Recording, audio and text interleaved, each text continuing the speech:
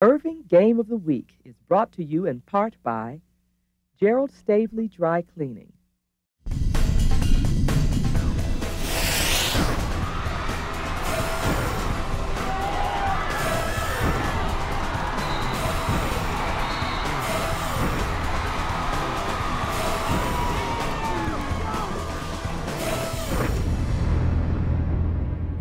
From Irving School Stadium, it's the Game of the Week on ICTN. Tonight, North versus South. Our second intercity contest of the year as the Nimitz Vikings and MacArthur Cardinals clash in a critical District 6 5A matchup. Hi again, everyone. I'm Lance Brown. Bob Barry will be along in just a minute. So glad to have you along for this ball game that, as I already said, is very, very important. But there's something even more special about this ball game than just the normal intercity rivalry. We have an X factor at work here. I'll talk about that in just a moment. First off, let's talk about the weather for this ball game tonight. Temperatures right now in the mid-60s. It's cloudy, overcast, a front blowing through. There is a chance of rain. When it comes through exactly, I guess we'll all find out together, right? But right now we have a pretty strong wind coming out of the south-southeast at about 15 to 25 miles an hour. It gusts, comes and goes. So right now it's pretty good for football. Let's hope it hangs on for the rest of the evening. All right, I've said this is a very important ball game, and here is why. Let's take a quick look at what happened last night. Irving had no pass defense, couldn't finish off drives on offense, and the result, Heritage squashed the Tigers 42-0. While at Pennington Field, the Trojans, well, they left no doubt as to who the best team in this district is. They drubbed Bell. So in addition to this ball game tonight, Grapevine Turner will play up in Carrollton to see who will finish in last place this year. Here are your district standings. Trinity will win the district championship. Heritage and Bell will play the final week of the season to decide who finishes second. The winner of tonight's ball game will be tied with Irving for the final playoff spot, while the loser, well, they might have to start thinking about next year. After an opening win against North Garland, Nimitz dropped 3 in a row, including the district opener to Irving. They beat Turner 2 weeks ago in a rather lackluster ball game and naturally lost to Trinity last week. If they don't win tonight, they have Heritage and Bell coming up. So basically, it's really game over for the Vikings if they don't win tonight. But I spoke of the X factor, and that is this guy, Nimitz coach Brian Rogers. You know, up until August, he was the Cardinals' offensive coordinator. He knows Mac's offense as well as anyone does. He knows the Cardinals' players' strengths and their weaknesses. I mean, this is one of the few times you're going to see a coach that will have this specific type of advantage. Brian knows the routes the receivers can and can't run well. He knows who's tough. He knows who can get intimidated. But, of course, the bottom line is you still have to execute. And one thing the Vikings have not done very well this year is execute their running game. The Vikings have not had a 100-yard rushing performance by anyone since opening night when Jordan Henry ran for 200 yards. Since then, it's been really kind of futile. MacArthur, they were 1-2 in non-district. They crushed Turner to start district play, but they've dropped their last 2 to Trinity and Heritage. So a loss tonight, it really doesn't look good for them. And it won't be easy because quarterback Austin Logan, a guy who's had some really nice nights throwing the football this year, he was injured last week's ball game, a knee injury. It's an ACL. He'll need surgery. He's gone for the year. So that leaves it up to senior Anthony James, who's had little time at the QB position this year. He is not a great passer, might be a bit stronger as a runner, so that could completely change the focus of the Cardinals' offense completely. Of course, Nimitz coach Brian Rogers, he knows exactly what James can and cannot do, so we'll see how he lines up the schemes tonight against them to try to stop it. A lot of football headed your way. Let's go watch it in a moment. The Game of the Week coming up next right here on ICTN.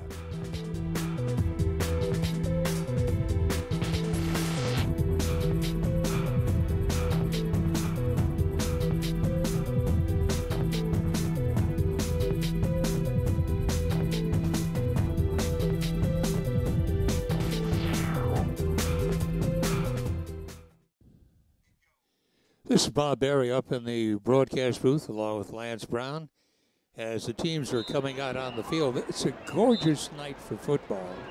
Real football weather. It's cool, overcast, wind right now. Pretty negligible, actually. It had been blowing out of the south. We've got a norther scheduled to come in sometime, probably during the course of this game. But big intercity rivalry between these two schools. Nimitz and MacArthur. And we'll show you the keys to the game. As far as Nimitz is concerned, they want to run the ball well. Key number 2, finish drives in the red zone. And key number 3, make James throw. That's the quarterback for MacArthur, who hasn't had much experience playing or throwing the ball for that matter. Now for Mac, offensive line steps up to play well. Number 2, pressure Clark, the quarterback for Nimitz. Number 3, stop the mistakes. All pretty basic, basically, as these things usually are when you get right down to what the coaches feel need to happen for their team to win. Nimitz will be receiving the ball, and they will be moving from the north to the south. They're moving into the microphone right now. Here's Lance. All right, thank you, Bob. Villatoro is set to kick the ball off to either Eugene or Allen. And it is going to be Allen from the 9-yard line. And D'Angelo across the 30 and out to the 33-yard line. And so we'll see what the Vikings can do on offense to start things off here. And their offensive set. Let's start off with a line. Garduno, Rosales, Murray, Iniguez, and Briscoe in the backfield. You have Clark and Henry. And then as wideouts, you'll have Scott, Shakalov, McCusick, and D'Angelo Allen. Michael Scott. You'll see his brother, though, Delonte, play plenty tonight as well. Speaking of Michael, he split out wide to the left side. And the first play is a handoff up the middle. And getting a couple of yards is Jordan Henry. Henry gets maybe 2 yards out to the 25-yard line. Here's your defense for the Cardinals. Fuhala, Carter, Rollins, and King. Malik and House, the linebacks. The corners are Taylor and Grotto. Long, Lawrence, and Delaney in the secondary. Second down play. Here's the end around with Allen. D'Angelo across the 40. He's close to a first down, maybe a yard shy. But we'll see where they spot the ball. Nope, move those chains. So first down at the 42-yard line. The opening drive started at the 32. First and 10 for the Vikings. Remember, the head coach, Brian Rogers, has gone against this Cardinal defense many, many times in practice over the last couple of years. There's a handoff to Henry up the middle across the 50, and he's got about 9.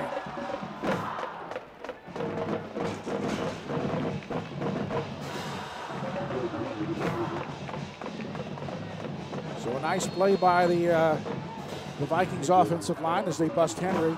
Remember, he had that 200-yard rushing game opening night, and since then he's only rushed for about 180 yards since then. Second down 1. As they get across midfield, Kuzak comes over to this side. They throw back to the other side on the screen. It's incomplete, intended for Scott. Well covered by the Cardinals. Third down 1 coming up.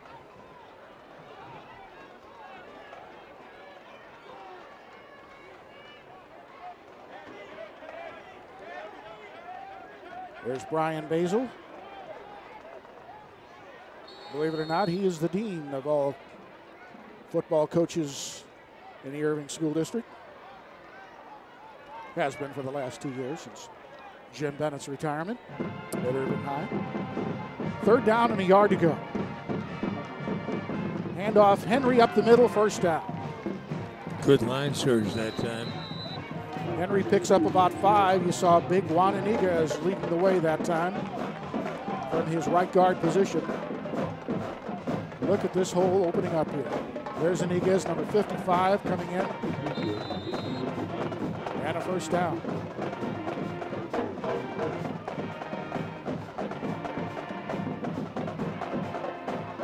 Ball at the Cardinal 43-yard line. Jimmy Clark. They make the changes. They move in a couple of tight ends. Uh-oh, well, no one decided to block Abner Reyes. senior defensive tackle broke through, and he dropped Henry for a 3-yard loss.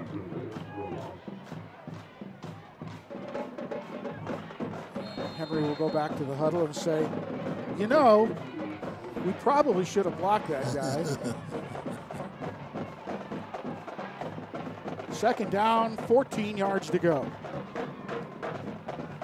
Jimmy Clark, who has completed 53% of his passes coming into this ball game, will throw his second here. It's complete, but falling down. Don't mind the fumble because he was on the ground afterward. D'Angelo Allen catches it, gets maybe a yard. 2 passes by the quarterback, both of them short, really low, making it tough for the receivers to grab that ball. Interesting that they haven't gone long yet.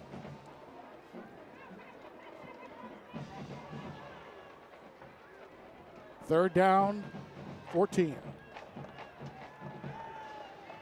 Henry throws a post pattern, man open, and he overthrew him. Chokolov was wide open, had about 3 steps on his man, should have been 6, but Nimitz will have to punt the football away. Watch it, Bob. Yeah, he really unloads here, and you can see the receiver ahead of the defender, but the ball just too much. Don't get many good shots like that in this ball game, and you missed on one there.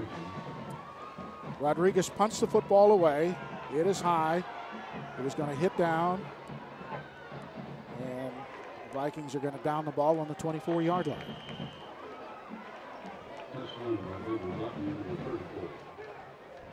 So let's take a look at the offense for the Cardinals of MacArthur. McCormick, Wyatt, Singleton, Vincent, and Blakely on the O-line.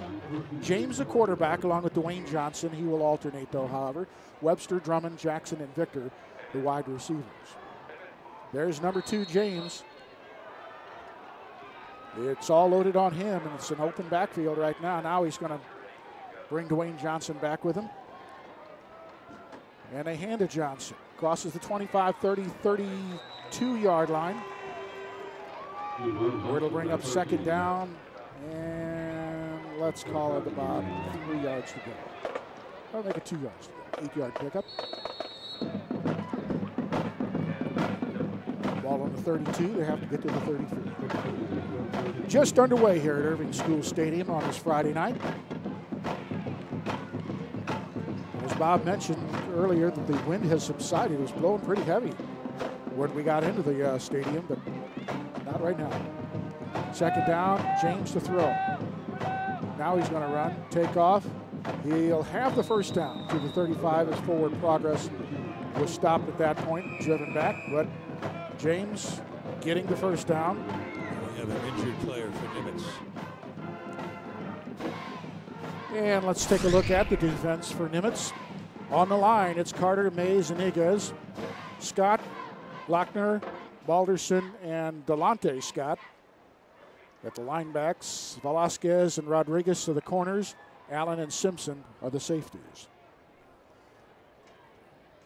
But we shall see who is no longer going to play, at least for next down. Number 55. Well, that's Iniguez. That's not a good deal. Juan is a valuable offensive and well as defensive lineman. And that's not a good deal for the Nimitz Vikings at all. Let's watch 55 here. He just ran into his own man more than he did James. Although James is a big kid. I mean, he looks like he can deliver quite a wallop himself. But Iniguez is kind of jogging off, so maybe he just got, this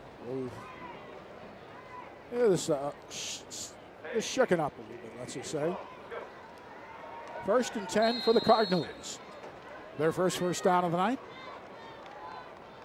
As James looks, hands off, keeps instead. And he crosses the 40 to the 41-yard line, a pickup of 6 yards.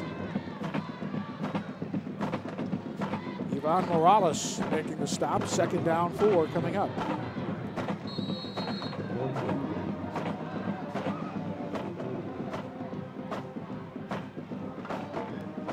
wonder how much Brian Rogers can look over there and steal signs as to what they're doing, too. I mean, they change everything up. I mean, but I do see him signaling some things right now. James rolls, fires, incomplete.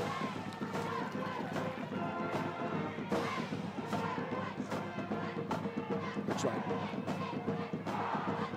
As you see James sprinting out here. Should have been caught. Catchable ball. Yeah, it was. Damian Victor could not come down with it. The Sophomore, who came into this ball game as their leading receiver. And there's the offensive signals they're giving in. Now, what's what? I don't know. Hopefully he does. He being the quarterback, James. James rolls. Is going to be a yard shy of the first down. He was wrapped up by Michael Scott, the junior linebacker. It'll be 4th down, about a yard and a half to go for the first down. Will Brian Basil gamble here? Will he quick kick it? Will he just line him up, try to draw him off sides? Let us see.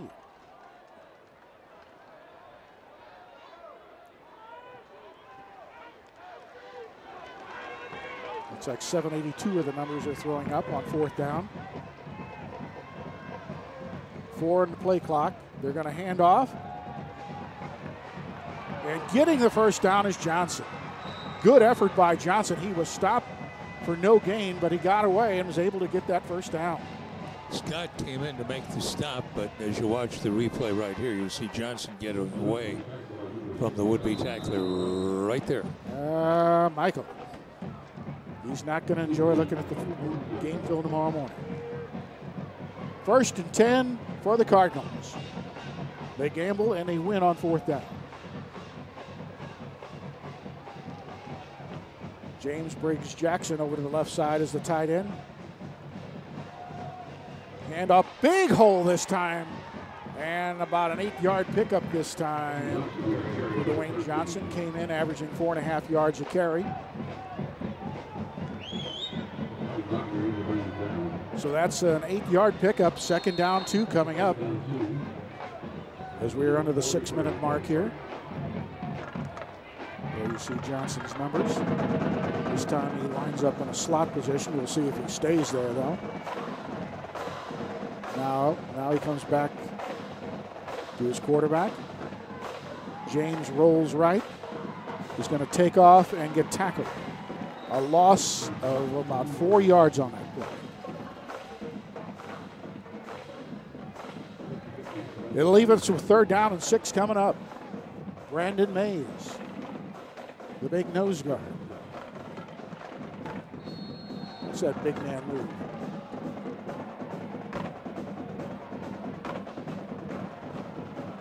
Strength and mobility. Two nice combinations, yeah. Definitely.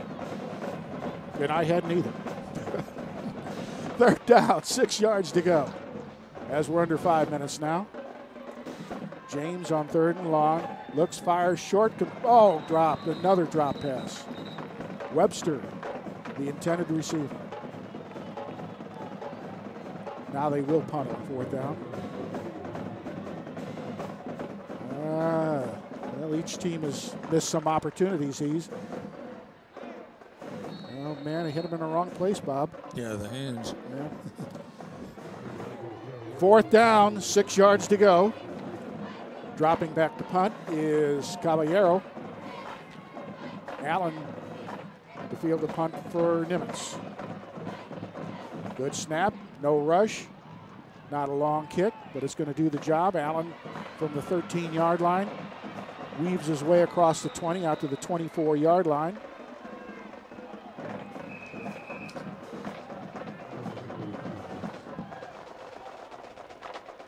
Quintian Newman making the stop.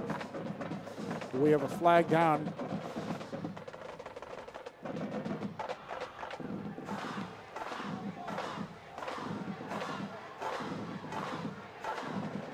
It's on a return, so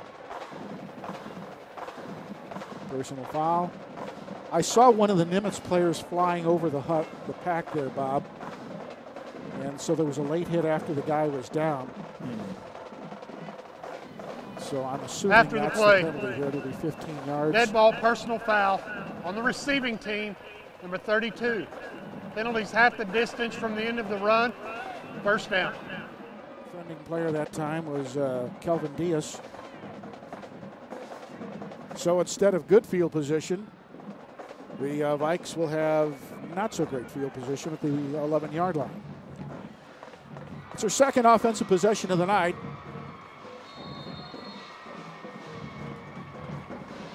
Open backfield for Clark.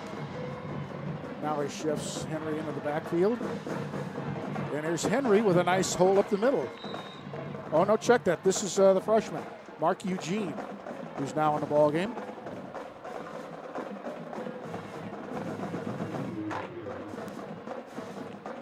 Vikes really like this guy.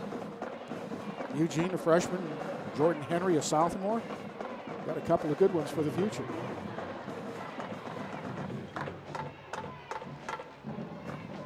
Split backfield with Clark in the backfield. Clark's going to keep it himself up the middle. He's going to be short of the first down to the 21-yard line. It'll bring up third down and 2 yards to go. They ran the fake, trying to make it look like they were pulling everybody. Instead, they tried to run Clark up through that hole that was vacated. See if one of the defenders might get suckered into moving. And unfortunately, it wasn't enough. Third down and a yard to go. Handoff Henry, first down. Oh, that was Allen, the ball carrier. D'Angelo Allen, who's done a splendid job offensively and defensively this year. He came into this ball game averaging about 8.5 yards a carry, and look at that hole. Whoa! Even Bob Berry runs through that one. Maybe. Not run, limp. Well, there's that too. Limps through that one. First and 10, Vikings. Eugene in the backfield now. As Clark rolls and looks to throw, does. Man is wide open. It's complete. Catching the ball is Makuzak. As Makuzak gets out to the 36-yard line.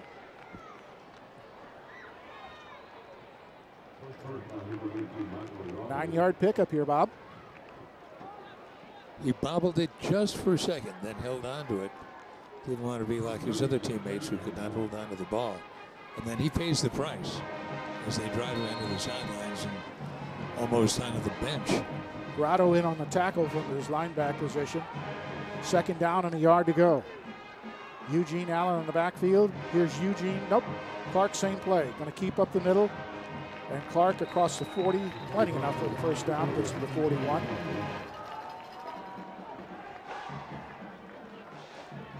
And so the Vikings with 2 consecutive first downs here, moving the chains. Remember, they started off, though, in lousy field position, so they got a long way to go. Clark and Eugene in the backfield on first and 10.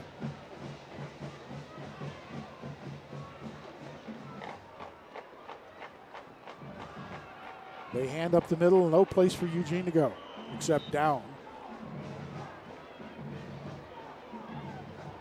Calvin House is all up on top of him. Second down play.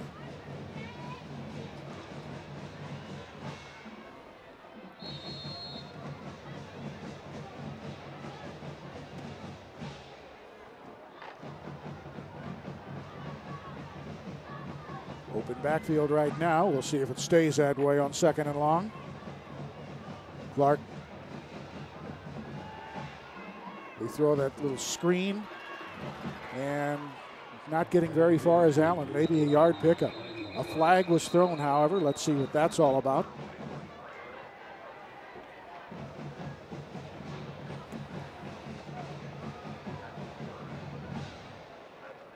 Let's go to referee Bill Theodore as he goes down and talks to his fellow referees.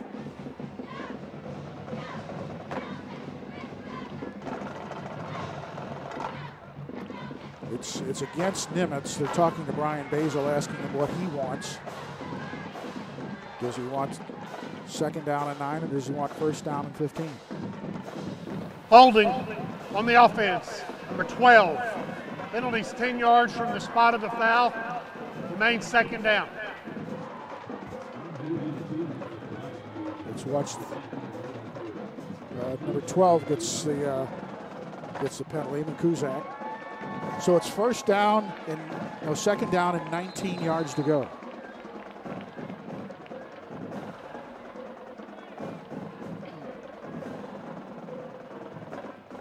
They look for the play. They're signaling in.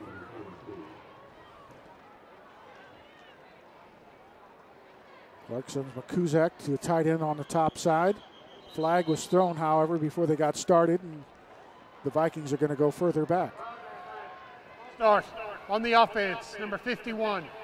Penalties 5 yards from the previous spot. And remains second down. Okay, so jumping on the play was Greg Carter. Second down, 24 yards to go.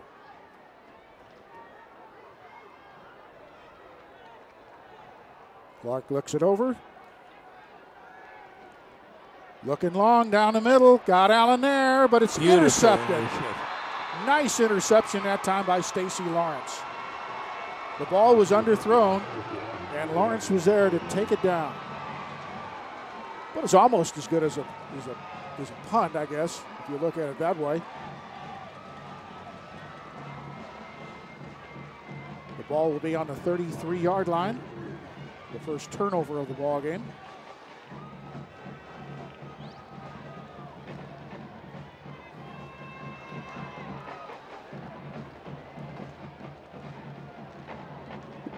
The Vikings trying to get the right defenders out there and get everything put together. On 1st and 10. James brings a man in motion, and he's going to keep. Sprinting out this way. And the big guy picks up about 3 or 4 yards.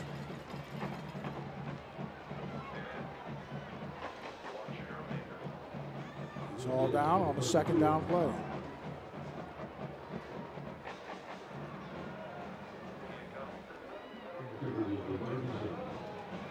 That will be the last play of the first quarter of action here at Irving School Stadium. We have no score, and we'll be back with quarter number 2 right after this.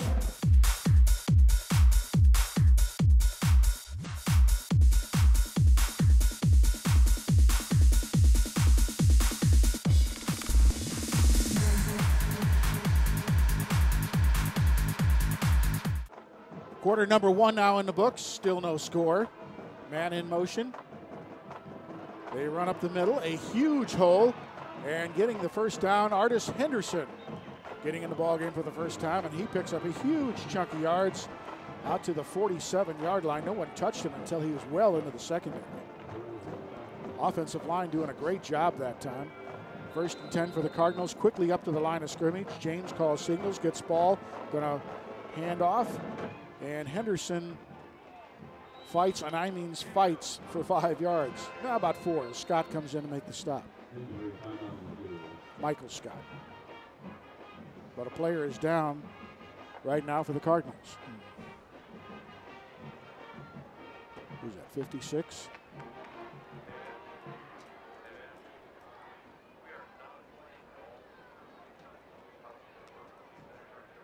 Fans would like to take this time to recognize is several elementary schools in the teaching of tonight's game. Will the students from Stipes and Sewell Elementary Schools please stand? I think it's 56, and that is Earl Rollins. 58, okay. And that's Jordan Wyatt, sophomore offensive lineman. And he is hobbling on one leg as he comes off. That is never good. 2nd down, 6 yards to go. No score here at Irving School Stadium.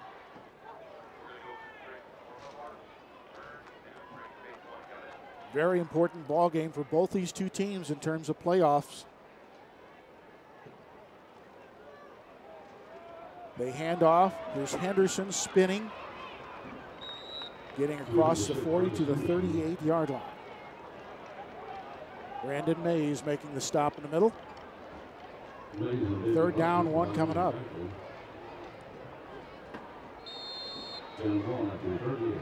MacArthur could probably afford to lose this ball game more than Nimitz could in terms of making the playoffs, but still it wouldn't be very good for them, obviously. First three spots are pretty much nailed down. We'll talk about that later on. Third down in the yard.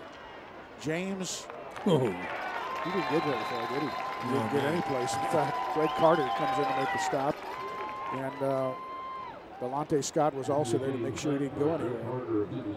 Scott kind of hit him first, and then Carter just piled on him. So that's a loss of 7. So MacArthur's going to have to punt the football. And they'll bring Caballero into the ball game, and Allen goes back to receive for the Vikes.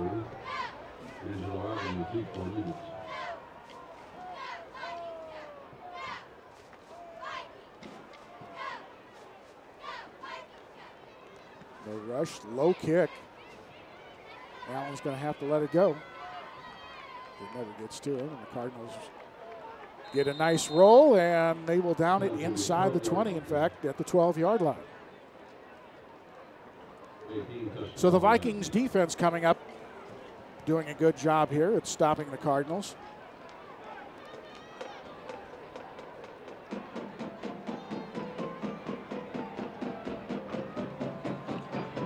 This is the 44th time these two schools have met. MacArthur with a big lead in the series, and they've won 8 out of the last 10. Some of the numbers that come your way.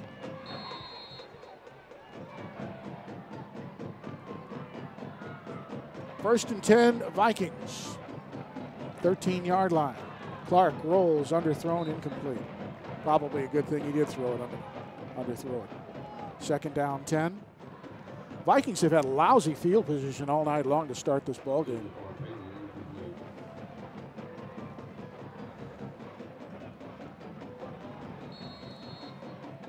Their best field position was taking the opening kickoff to the 32-yard line.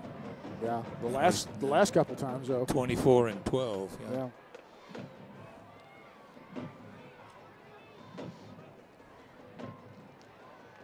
Clark hands off up the middle.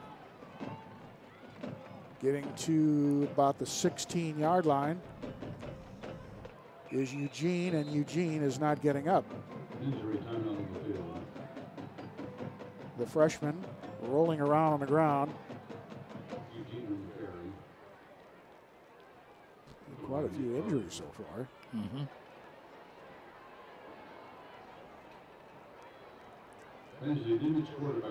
Nimitz for years has played a lot of freshman kids and had really good success with the talented running backs over the years. Thinking back to Roderick Walker and people like that. Anthony Davis was a freshman, came in, did a terrific job. Philip Fuller.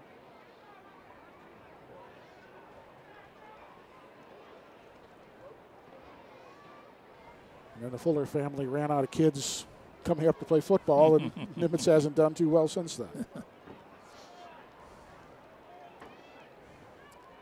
The officials for tonight's ball game, by the way, Bill Theodore is the referee. The umpire is Mike Martin. Thomas Bean is the headlinesman. The line judge is Kevin Yarborough. The back judge is John Wynn, and your clock operator tonight, Mr. Wally Banks. Eugene hobbling.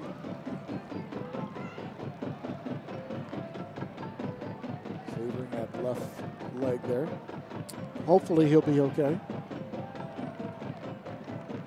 He's a good-looking talent. We now have third down and 6 yards to go.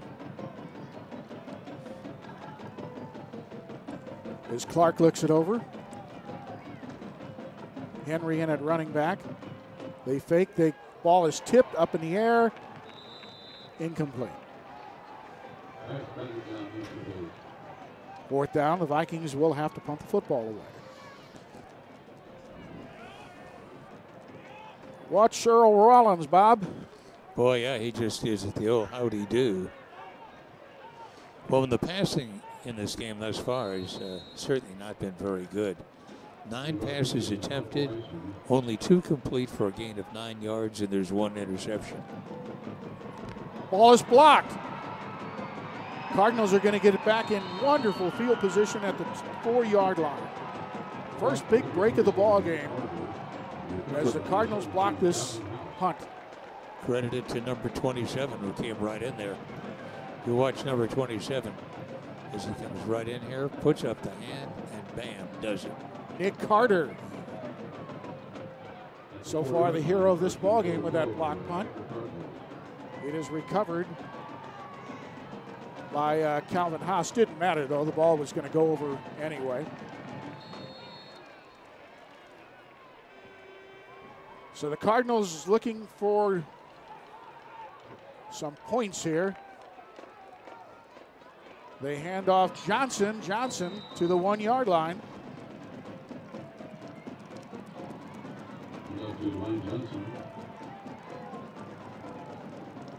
It'll be second down and goal.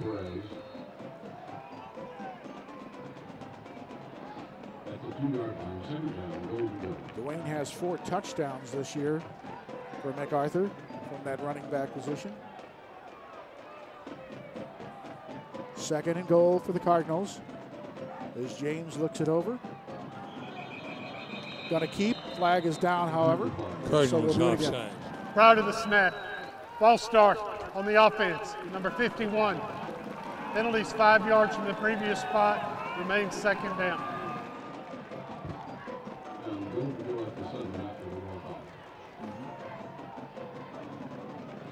It seemed almost physically impossible for the center to do that. Well, he wasn't playing center, he's playing guard. Oh, he's playing guard now, okay. Yeah, no, center's number 55. Okay, Vincent's at center. Okay. My bad. That's why I was confused.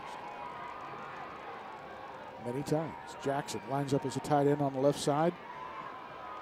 They hand off and going no place that time is that was Dwayne Johnson, but watch Carter come here. Yeah, number 51, Carter. Yeah. Third down and goal. The ball is at the 10-yard line.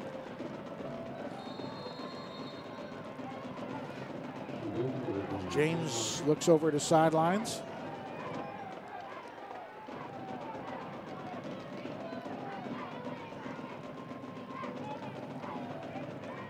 Sends a man in motion. James wants to throw back. The ball is caught. 10-yard line, 5-yard line. Touchdown. And touchdown, Caballero. Chris Caballero scoring his 3rd touchdown of the season.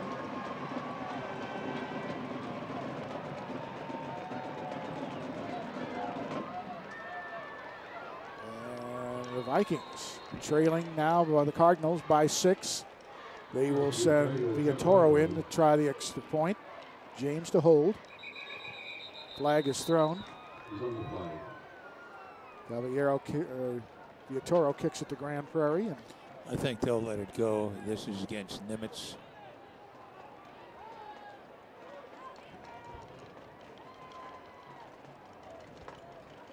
I think the whistle blew before the ball was kicked, though. So are they going to? Is it good anyway? They're not even going to bother with trying to reset the football. Before the snap, offsides defense lined up in the neutral zone. They've declined the penalty. We'll replay the down. Yeah, see, the whistle was blown before the play started, so it was offsides.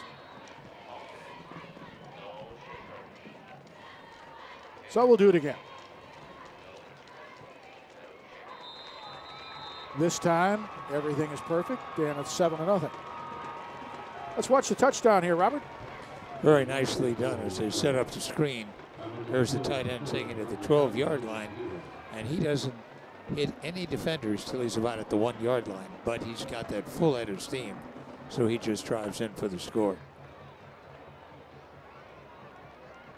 Nice design play. It was that. So Mac taking advantage of that big turnover there with a block punt.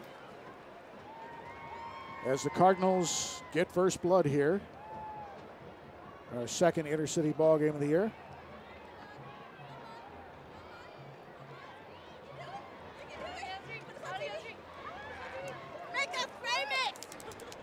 Last night here I was watching for a little while the Heritage Irving game, and man, Heritage was just too much for the Tigers. That passing game was just eating the Tigers way up last night. And up in Carroll, the Grapevine Mustangs leading Turner 21-0. Kind of thought that Turner might win that ball game. They looked a little bit better than the Mustangs did. But, you know, another day, another night, different teams, different schemes. I gave up long ago trying to guess or bet on football games. So here's the kickoff by the Cardinals. It is going to be taken at the 10-yard line. This is Henry across the 20, 25, 30. And Henry is driven out of bounds at the 38-yard line. Good return. And our question of the week to the good folk, who will win tonight's matchup? Well, 3 out of 4 people said MacArthur.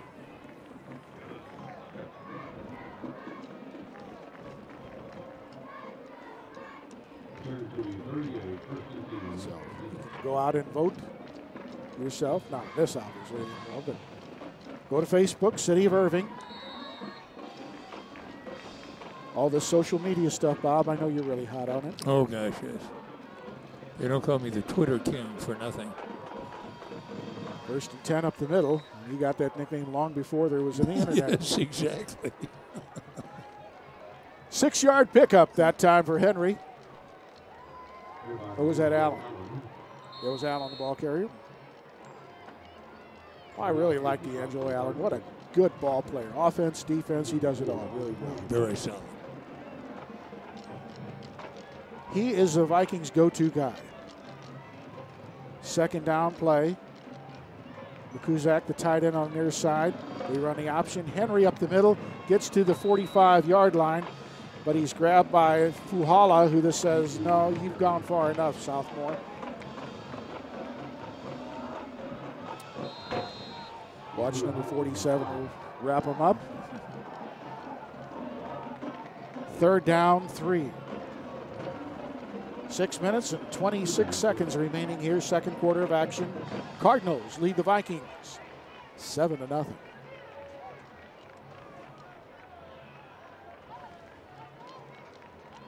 Scott and Henry to the near side. Clark looking to throw, fires Scott, wide open 50. Michael Scott still going, 45-40. Nobody could tackle. And finally, Scott driven out of bounds at the 38-yard line.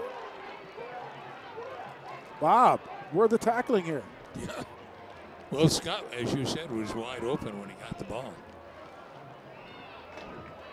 Yeah, well, even though they got some guys with their arms around him, he just ran right out of him. 1st and 10 for the Vikings. They probably have more total yards right now than the Cardinals do, but they don't have what counts. Allen in motion and a give to Allen. Allen across the 35 to the 30. Look at D'Angelo go.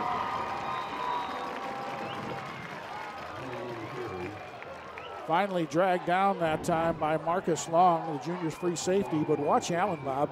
This guy really gets it going. You see, as he comes here now, he's going to reverse his field as he always got the horse collar.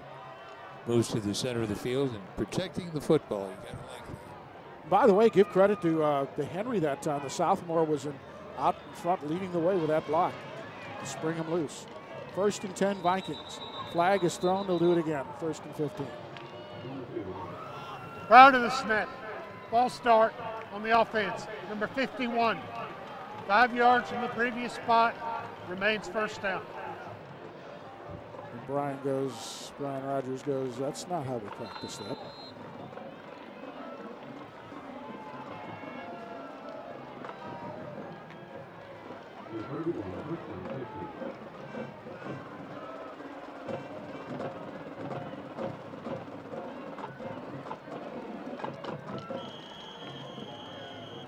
we have a whistle. I was talking with Brian Rogers before the Nimitz going to take a time out here, Bob. I was talking with him before the ball game. What's it like now being the head coach instead of the second banana? And he was saying, well, some good things obviously, but he says there's all the other things you got to do as a head coach and being the athletic coordinator, or the campus coordinator actually, not the offensive, but the athletic director, but the campus coordinator, and he's got to deal with all the other coaches of the other sports, and how that can sometimes not always be a lot of fun. But he's got to have the interest of the whole school in his mind there. But on the other hand, he's graded primarily by his wins and losses as a football coach too. So that's number one on the agenda.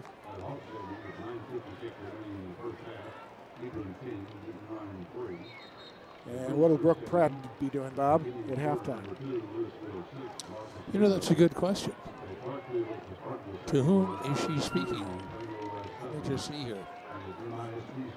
Where are you, Brooke? Well, we don't always have our...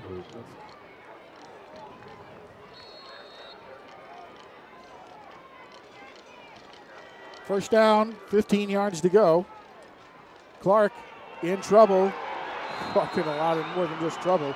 He is waylaid by Earl Rollins for the second time tonight. A big play by Rollins. That's a loss back to the 42-yard line. Loss of 11. Yeah. And Clark just saw that oncoming freight train and not much he could do about it.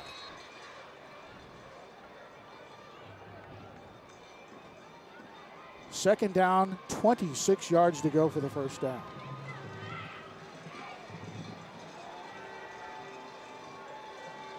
Vikings have been able to get little chunks here or there, but not much.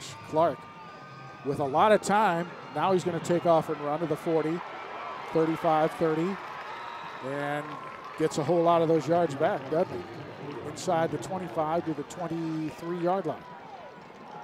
Scampered for 19 yards. Well, here's Clark. He sees nothing open downfield, so he says, you know what? There's a heck of a lot of room down there. Shokolov doing a great job blocking down there. Christian Shokolov. Third down, 7 yards to go here. Second quarter of action.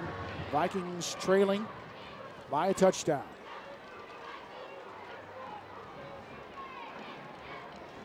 Yeah, Eugene back in the ballgame. Good to see. Clark rolls, going to have to keep. Going to be sorry he did. Gets to the 24-yard line. Back to the line of scrimmage. Stop made by Scott Allen. Fourth down play.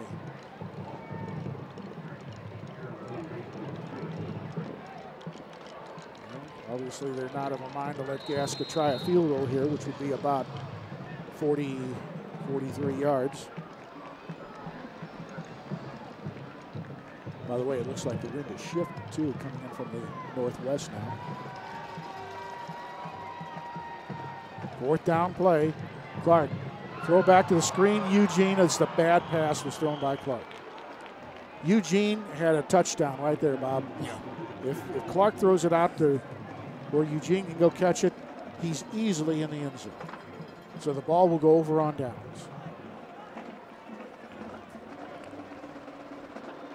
Let's watch it one more time here. That was 6 points.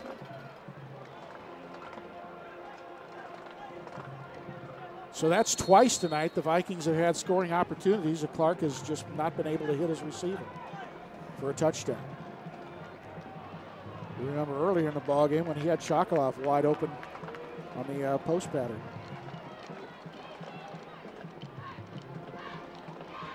First and 10 Cardinals at the 24-yard line.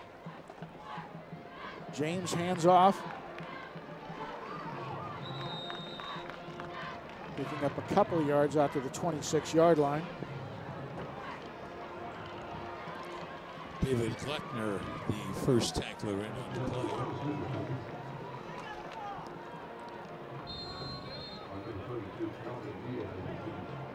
Let's call it a pickup of 1 yard, second down and 9.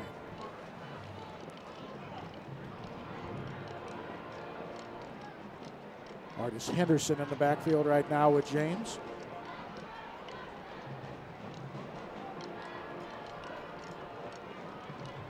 James sprinting out to throw. Winds up, throws, has a man open, and he overthrows him by plenty. Alex Drummond, sophomore receiver, but we have a flag down. He's thrown in the backfield. Holding on the offense, number 71. Penalties 10 yards from the previous spot. Remains second down. 71, Neiman Howard. And that's a 10-yard penalty. Second down and 18 yards to go.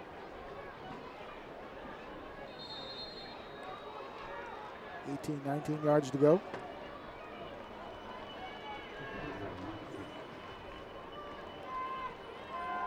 James, the throw back to the inside screen, and not getting very far that time was Damon Victor.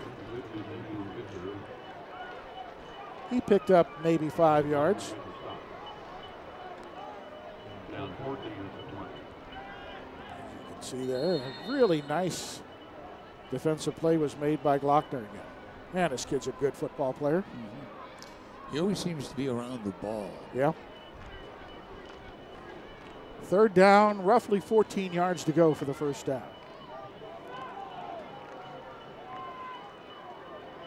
Henderson in the backfield with James. Throw, this is not a good throw. Intended for Caleb Jackson to bring up fourth down. And we will have another punt.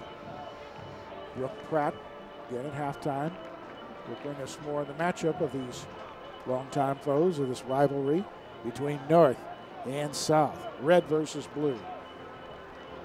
You'd call it the Civil War, really. North against the South. Except in the Civil War, they didn't have a school in the middle. Low snap, picks it up, gets it away. Low kick. Allen going to take it on the hop from the 38-yard line. Oh, Eugene.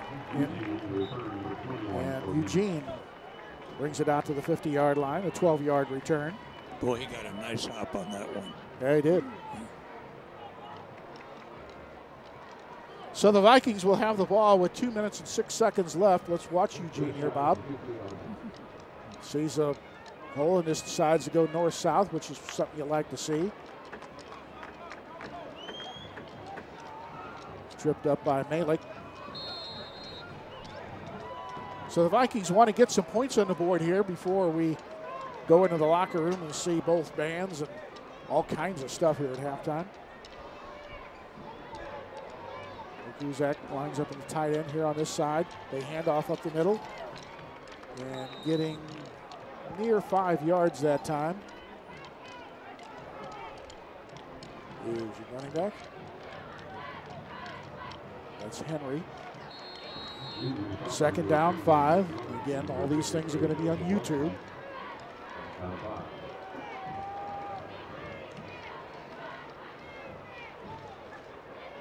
Henry in the backfield.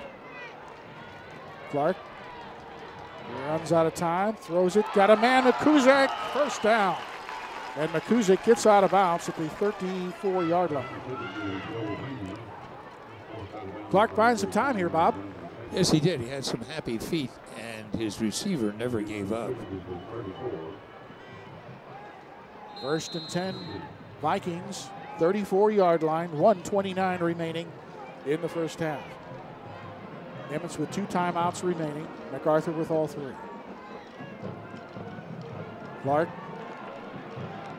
fires, this throws it away. Smart play. Allen in the vicinity. But there's no question Clark was going to throw that one away. Smart move too, second down. You don't want to do something bad here and get another turnover when you're getting in close to the red zone here.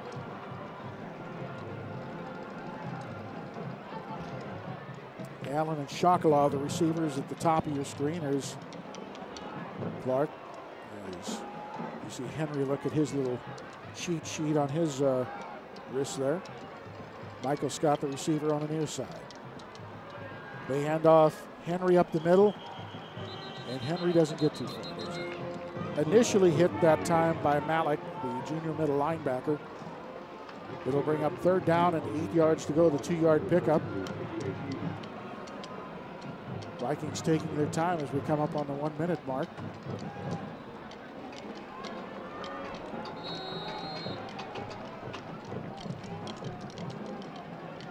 Eating up a whole lot of time. They've got 2 timeouts too. They could have stopped this clock anytime they wanted to. 3rd down play. Manor, this is taking too long. Clark rolls. Going to take off and run to the 30-yard line. Going to be short of the 1st down by roughly 3-4 yards. Now they'll need to call a timeout, and they do. Wasted a lot of time on that play. Boy, they really did. Oh. Clock management, you know, in all forms of football is so frustrating as a fan. You know, and I know the coaches, they study these things. You know, they have coaches assigned to it. And, you know, but they still make mistakes. And it's just amazing. It took so long to get the play in and get it knocked off like that. Well, it stands to reason in the closing minutes of this first half, when you've got the ball on the opponent's end of the field, you want to maximize your time. You know, you have 2 timeouts, which you can take. And like you said, it took them forever and a day to get that play in. Yep. Well, and coming up on ICTN next week, the Blue Raiders and the Cardinals will be homecoming for Mac. It'll be an important district ball game. Bell really throttled last night by Trinity. 55-0, they lost that one. They had their bell rung, that's for sure. Boy, they did that. They've lost 16 in a row now to Trinity. That used to be one of the really great rivalries in the in North Texas area. They used to take it over to Texas Stadium. Mm-hmm. It was so big because they didn't have enough room at Pennington. But that was then, and another time. Clark on 4th down, hits McCuzak, 1st down. The clock will stop with 25 seconds left. See if the Vikings use a timeout or whether they clock it here. Great pass, great catch that time, though, by McCuzak. 1st and 10, clock has started again. Clark is taking way too much time getting this off. Rolls, fires. It is caught by Scott for another 1st down to the 6-yard line. No, it's not a 1st down. It's not? No. Well, they're stopping. They're calling a timeout. They're going It's to on be the shy. 7-yard line. Yeah. So the Vikings will use their last timeout. As they roll here, Bob. That was a nice pass and catch that time by Scott. They're going to mark him short. 2nd down with 13 seconds left. You'd almost think that the next 2 plays have to go in the end zone to give yourself some time to try to score if you don't score on the first one. See, this is where taking so much time to get that play in just a couple of plays ago really hurt you. Oh, yeah. You're down to 13 seconds now. If you'd been a little bit more efficient, you might have had as many as 25 seconds. Right. And that would give you could have run a running play. But now you figure you've got to pass the ball into the end zone. 2nd down 1, 13 seconds left. The Vikings looking to score here. Clark looking to fire, end zone. Too long. Incomplete, way too long. Intended for Scott. They wanted to use those basketball skills with a lob pass. And Scott, who's a wonderful basketball player, and he's a tall kid, good hands. It's a smart play, but it's incomplete. But that's what you had to run. Little fade pattern to Scott, yeah. It's not a well-thrown ball. 3rd down and a yard, 9 seconds left. Again, they got 2 plays to get into the end zone. Same play. Touchdown. Yes. Scott catches it in the end zone. Same play.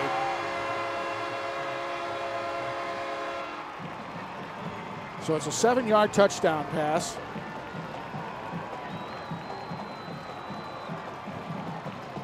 With 3 seconds left.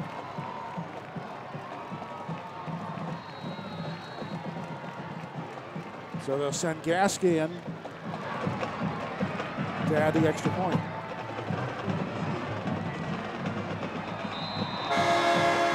And Gasky ties it up. So it looks like we're going to go into the end zone tied. Let's watch it again here. Again, let the basketball player do his thing. He's just too tall. And he's got those great hands, Bob.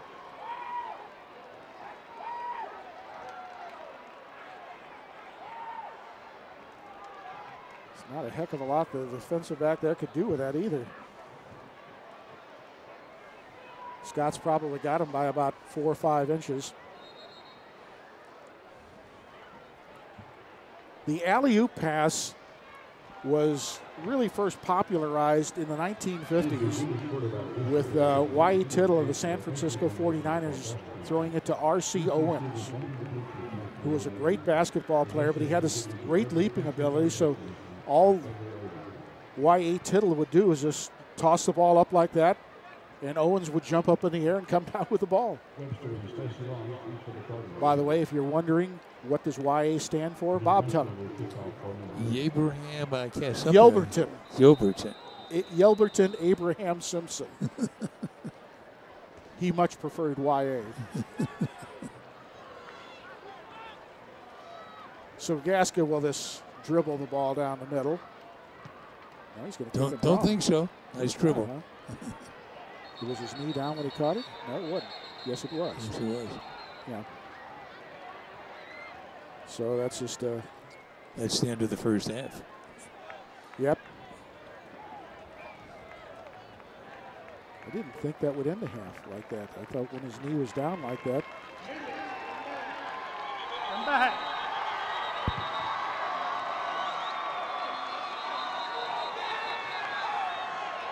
The receiver took the ball at his knee, therefore showed no time, should have run off. 3 seconds on the clock, please. Sure, this is the right call. I know it's a pain in the butt for everybody, and the quarterback will just take a knee. But them's the rules, folks, for better or worse. The bands are waiting to get out there. The Cardinal band will be out there first.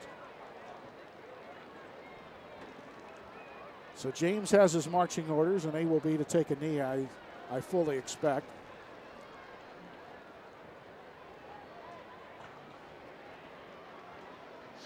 Jordan Simpson, the safety, is standing 25 yards back on his own 40-yard line here.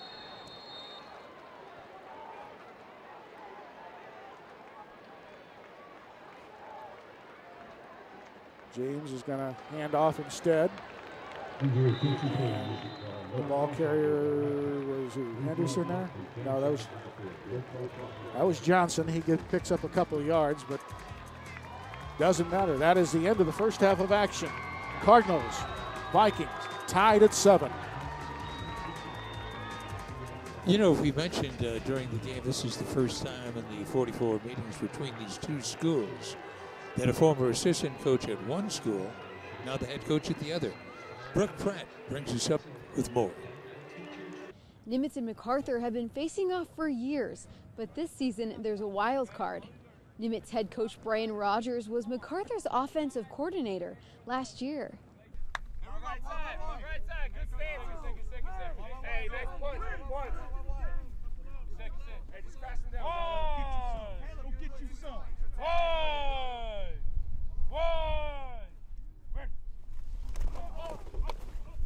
Good goal, Scott Allen. Last season, Coach Rogers enjoyed tremendous success at MacArthur when the offense he introduced propelled the Cardinals to the postseason. It's going to be feel funny because the first time I saw him, he had on the MacArthur T-shirt. So now I look over and see him over in that Nimitz T-shirt. You know, I still think he is red, black, and white, Ed Hart. Although loyalties have switched, MacArthur still runs Rogers' offense. And after coaching there, Rogers also knows the ins and outs on the other side of the ball. And being around Coach Basil, I understand his defense too. So it'll be a fun matchup just because we do know each other so familiar. We're definitely, as a defensive coach staff, using his ideas. He knows some of their weaknesses. He's helping us on the defensive side of the ball, letting us know, okay, this kid is really good at this on offense, but he kind of struggles at this. Coach Rogers' insight into MacArthur's schemes is causing Coach Basil to change his mindset for the game. And he knows not just the X's and O's, but he also knows the intangibles as a program that we emphasize as well. Probably the whole game plan is going to be staying one step ahead, and I'm sure they'll have some things up their sleeve that we hadn't seen, and we probably will too. Nimitz has an advantage they've never had before, but will it be enough? MacArthur leads the series 26-16, and they've dominated the matchup the last 2 seasons. Nimitz coaches know exactly what they face going up against this rival. There we go! Good punt! Good punt! They have athletes across the board, and they're able to do a lot of great things. They can move the ball in the passing game and on the ground. They play hard, they play fast, and they're very athletic. And MacArthur has a revamped, formidable opponent in Nimitz. I don't think there's kids in this town that outwork Nimitz kids. They don't quit. They give you everything they got. Our determination and our grit and our want to succeed. We play really, really hard, and we'll have that Nimitz fight that never dies. The Vikings say they hope that Nimitz fight will be enough to win an in-city game and get their season back on track. Brooke Pratt for Game of the Week. Thanks, Brooke. Coming up next, we'll have both of the bands along with highlights and first half stats.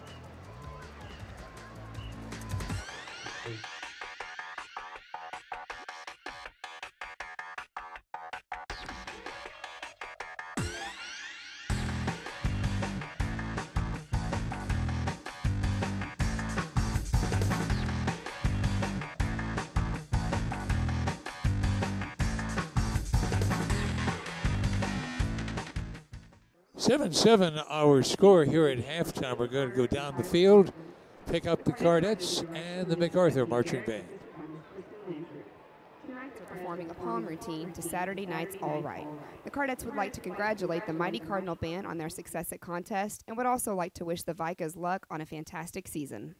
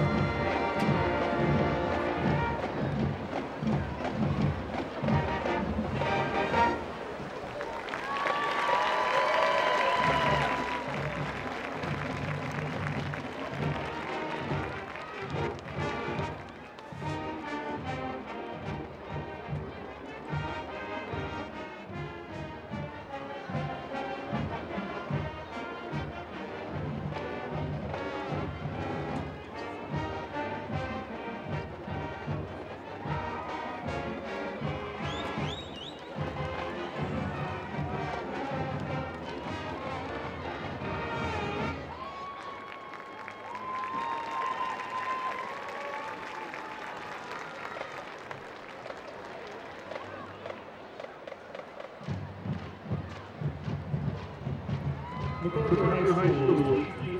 2013 Mighty Cardinal Band. The band is under the field direction of drum majors Aaron Anderson, Taylor Presley, and Isaiah Vernon. Woodwind captain is Trenton Whitehead.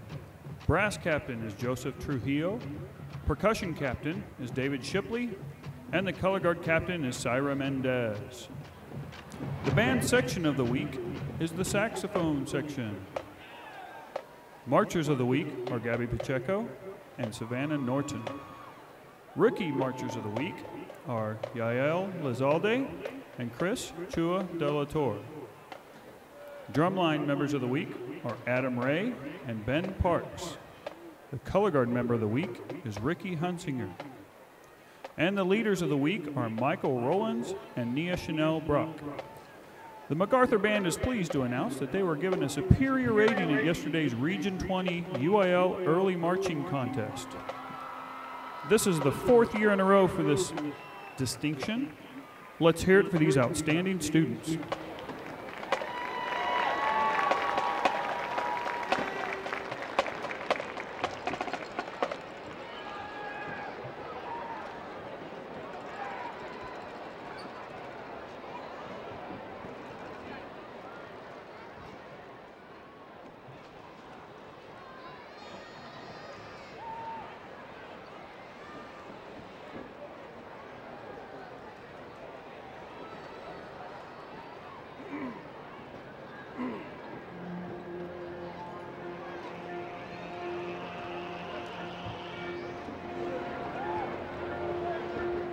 MacArthur.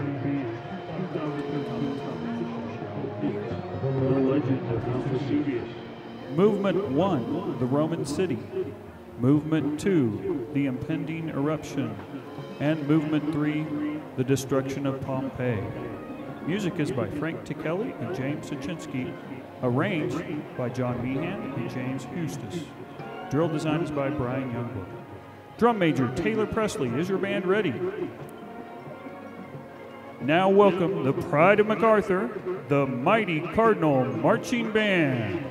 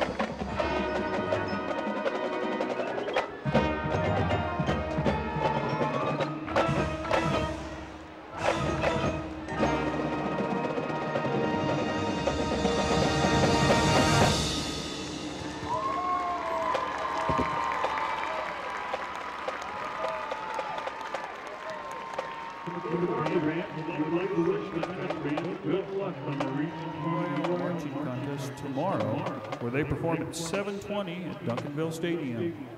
Go Viking Band! MacArthur band directors are Darren Duff, Liz Shine, and Rick McCoy. The color guard is under the direction of Miss Andrea Howler. The principal of MacArthur High School is Mr. Robert Abel. The Irving ISD Instructional Fine Arts Coordinator is Miss Gayla Lawrence. Thank you, and have a good evening.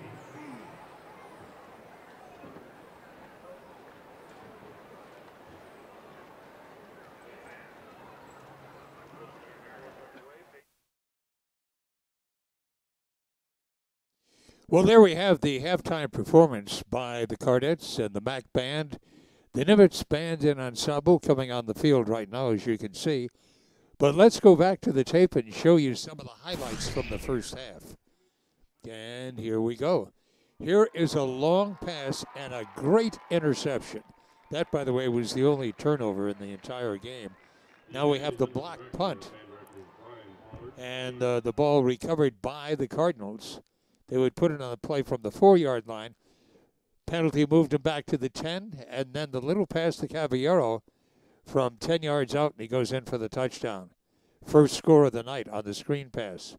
This is Clark running, unloading to his receiver, who picked up 11 yards on the play. Then Clark again hits Scott, and Scott takes it down at the 7-yard line. Now the little fade pass to Scott. Up he goes, got the ball. Touchdown, we're tied at 7. And the stats for the first half, this has not been a very offensive-oriented game in that first half, as you can see. 99 yards picked up by MacArthur, only 82 by Nimitz. Passing pretty even, running so-so. The one turnover really didn't amount to anything.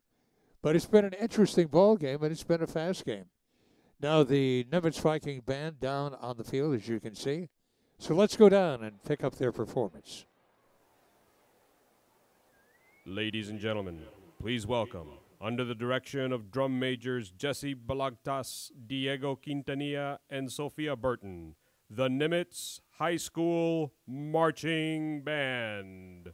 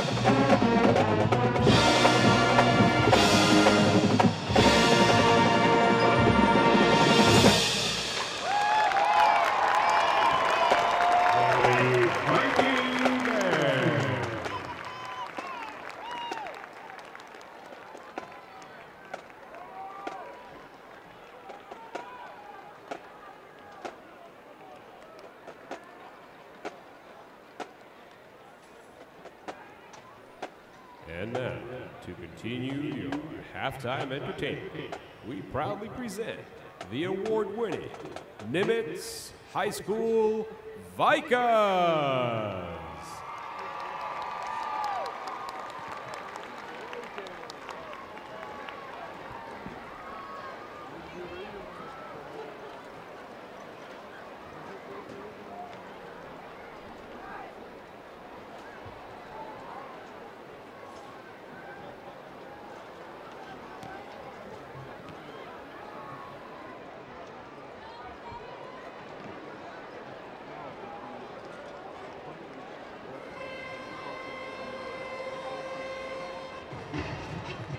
Like officers are received Lieutenant Frizelli Robles, sophomore line officer Duchesne, senior line officer Elizabeth Cisneros, and sophomore line officer Jenny Guzman. The Vikings would like to thank the Viking Marching Band for their continued support throughout the year. Best of luck goes out to them for the best sounding band around as they compete in tomorrow's UIL Marching Band competition at 720 Duncanville. Go Viking Band! And now, the Vikings are here to share their Beyonce flair. These single ladies are going to run the world.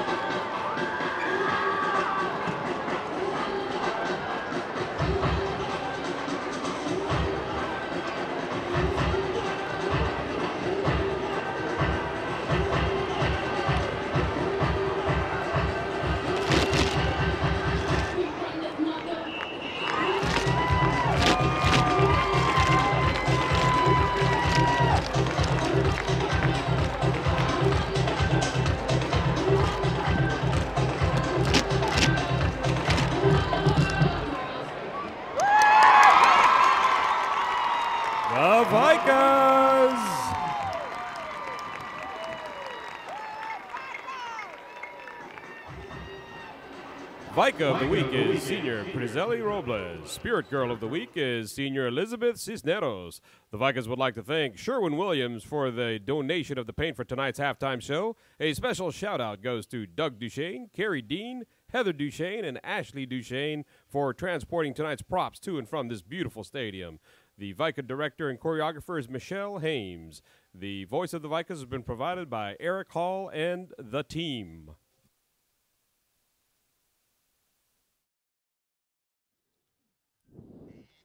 the Nimitz Band and the Vikings.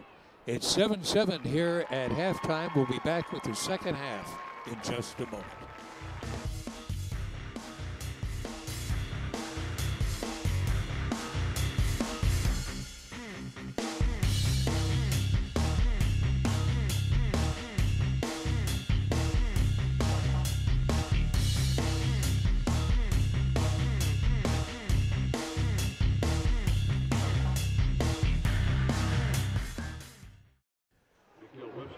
Second half nearly set to go here. Gasker waits for the signal. He gets it. And he's going to kick it short towards the right side. It's taken at the 18-yard line. Up the sidelines comes Lawrence. And Lawrence gets his team in good field position at the Cardinal. Let's see where they're going to spot that. Sweet time about it. Looks like the 36-yard line. Boy, both teams offensively just not able to do a heck of a lot in the first half.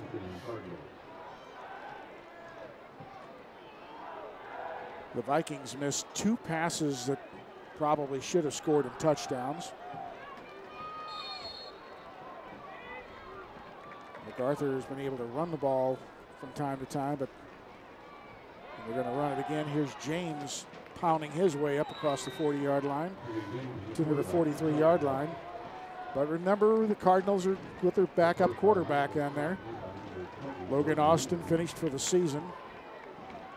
He's kind of gimping around on the sidelines. He's going to have ACL surgery, I guess. Second down and 4 with a 6-yard pickup by James. Here's Henderson keeping the ball, and Henderson is tackled by Scott for a loss of about a yard. That'll bring up third down and 5. Opening moments of the third quarter of action of a 7-7 ball game. This is the first starting opportunity for Anthony James, a quarterback. He had been a receiver coming into this contest. Only thrown 13 passes. Completed only 4 of those. Ball is batted down, incomplete. Juan Iniguez comes up and knocks that down. Good to see Juan back out there. Yeah. He's a little shaken up in that first half. So it'll be fourth down. Watch it again, Robert. You see the defensive lineman coming in, just leaping up and batting the ball down. Fourth down, 5. Allen comes out, trying to get someone off the field quickly, and they do. Whoa. They get the ball away. The Vikings are going to stay away from it. Number 14 is getting way too close to it, but he doesn't touch it, so the Vikings will take over on their own 25-yard line. Look at this job. Man, that was a heck of a job by Caballero. Could have been a heap of trouble there, Bob. He did a very nice job containing that bad snap. DeMonte Brewer, number 14, was getting very close to that football, which no reason for him to do so and kick like that. First and 10 for the Vikings at their own 25-yard line. Allen, the running back in the backfield. And here comes Allen up the middle. Whoa! He got across the 30 and then this ran into a wall. I think that was Calvin House. Well, he ran into a house is what he did. Yep. He had one man, and then Lawrence came in and finished him off. Picked up 6, second down 4.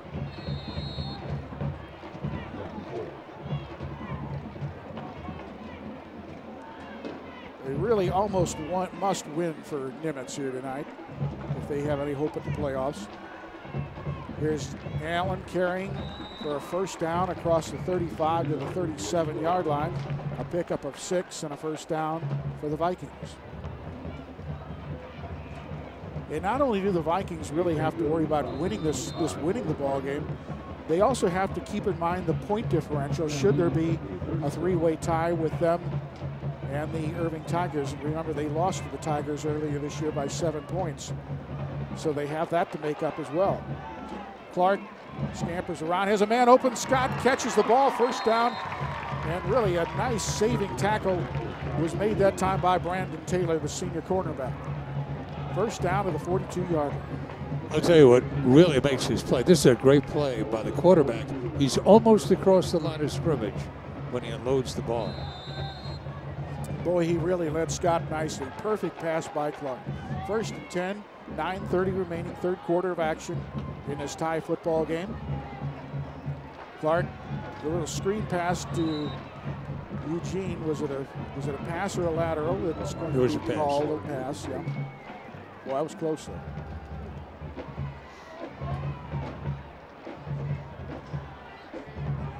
If it's a lateral, that means it's a live ball and could be picked up for a fumble, or if it's thrown out of bounds, goes out of bounds and you lose 2-3 yards.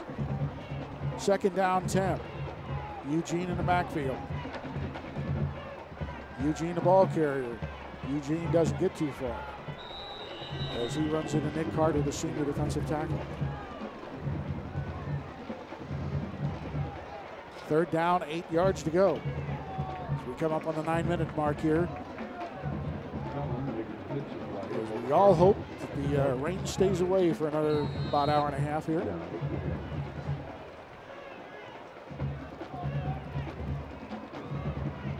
Actually, our crew here hopes it's going to be another 2.5 hours. Exactly. So they can break down all the equipment without having to do it in the rain.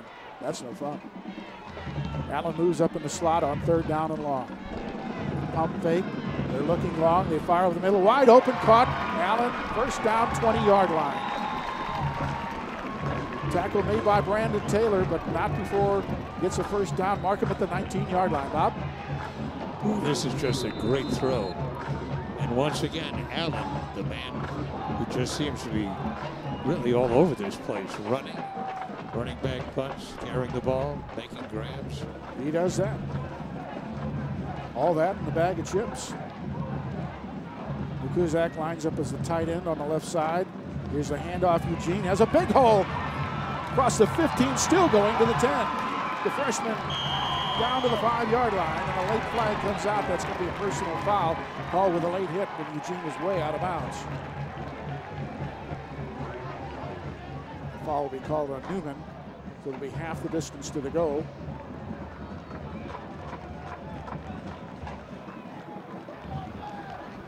After the play, dead ball personal foul on the defense, number 23. Penalties half the distance to the goal, first down. Lost 2 yards. As we watch it again here, Bob. Boy, that kid exploded into that hole. And look at that move there. Those are things you can't teach, by the way. No, you can't. And that's where the penalty came up right there. Here's Allen up the middle, touchdown. Scored, yeah. So the Vikings take a touchdown lead here, 13-7. They'll send Gaske in to add the extra point.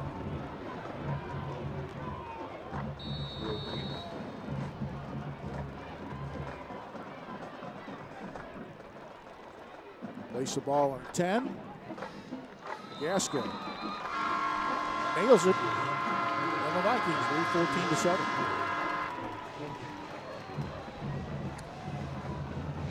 It's not too often that you see freshmen playing on a varsity level, but Eugene shows us why. He's got a lot of talent. Let's watch the touchdown run by Allen one more time here. Just good blocking in the front. For D'Angelo, the touchdown is his second rushing touchdown of the year.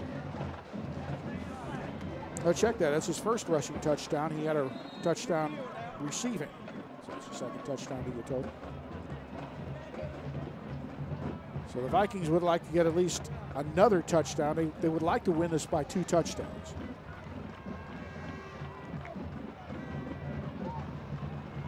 So if there is a possibility of a 3-way tie with Irving, and MacArthur and Irving will play the final ball game of the year here at Irving School Stadium, playoff spot could be on the line there, but that's still a whiles to go. as Gasker will kick the ball off.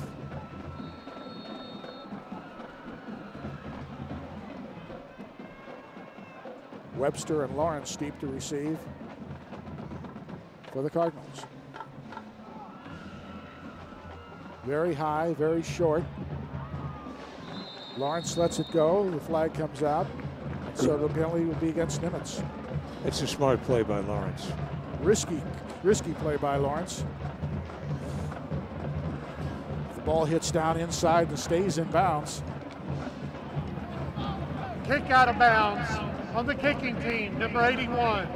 Penalties 5 yards from the previous spot, re-kick. So the option lies with the Cardinals. They're going to make the Vikings kick it from the 35 instead of the 40.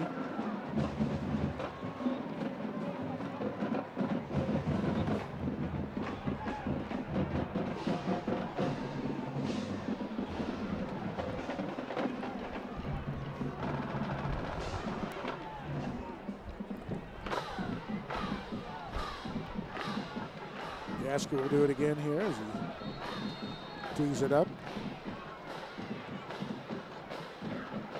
No receiver is deep past the 20-yard line right now for the Cardinals. This time they directionally kick over this side. It's going to be taken by Webster. He gets across the 30, the 40. Webster across the 50. He gets knocked out of bounds near the midfield stripe. With the 48, they're going to knock him out of bounds. Boy, this is, I'm not a big fan of these directional kicks, Bob. Boy, this is the Olay defense there. Not very good tackle. Well, the best field position the Cardinals have had tonight when it comes to either returning a punt or a kickoff find himself in Nimitz territory on the 48-yard line. Of course, the best field position they took over is when After they blocked the punt. The kick, yeah. James on first down, hands the ball off, and going nowhere to the ground is Johnson. There's the Scott outside linebacker dragging him down.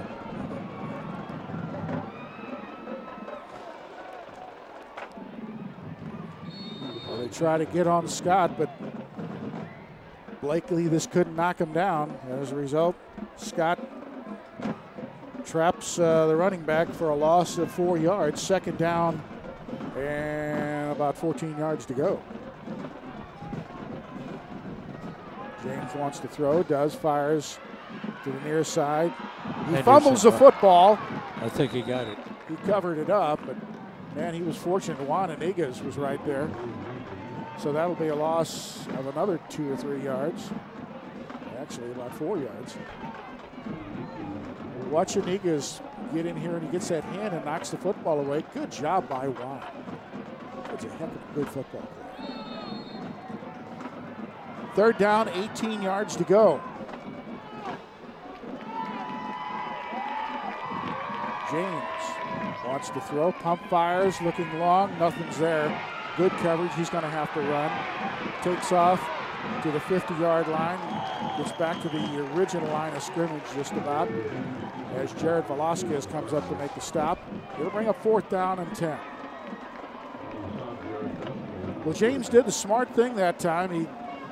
He looked downfield, there was just no one open. Well, they had a deep receiver, but there was double coverage on that man, and so James realized, not going to have this pass intercepted. They just ran with it. And it was a good decision. Caballero to punt. Allen deep to receive.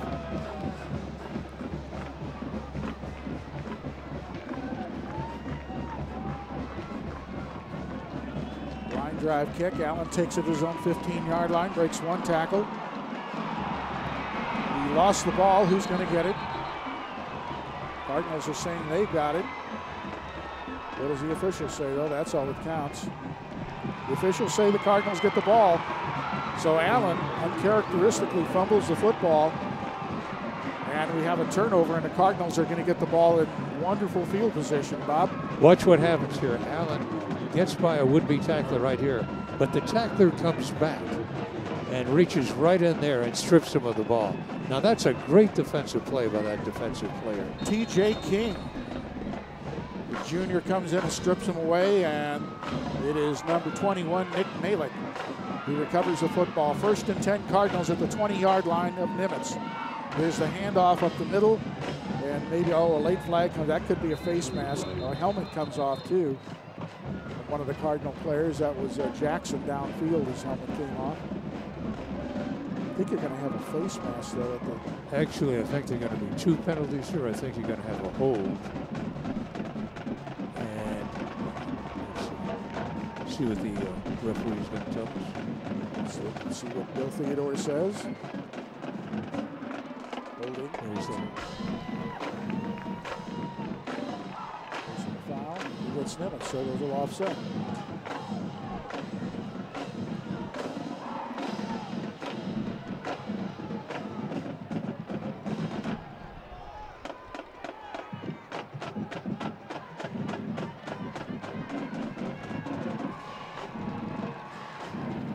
There's 2 fouls on the play.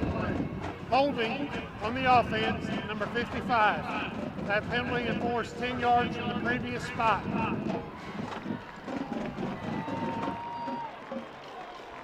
After the play, dead ball, personal foul, hands to the face on the defense, number 4.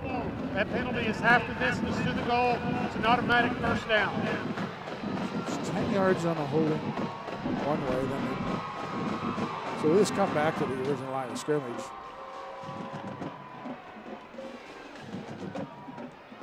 But they get a first down.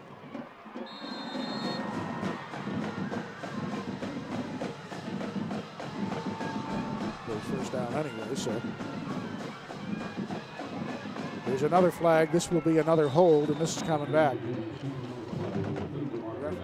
Threw it way from 15 yards away, and immediately signaled the hold on the Cardinals, so that'll cost them 10 yards.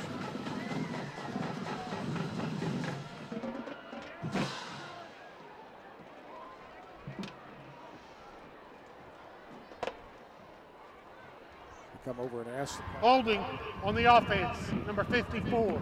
Penalties 10 yards from the previous spot, remains first down.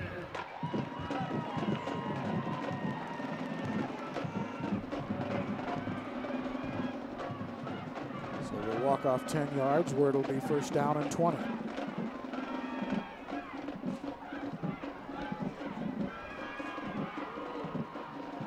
Well, 1st and 18 is what they're going to call it.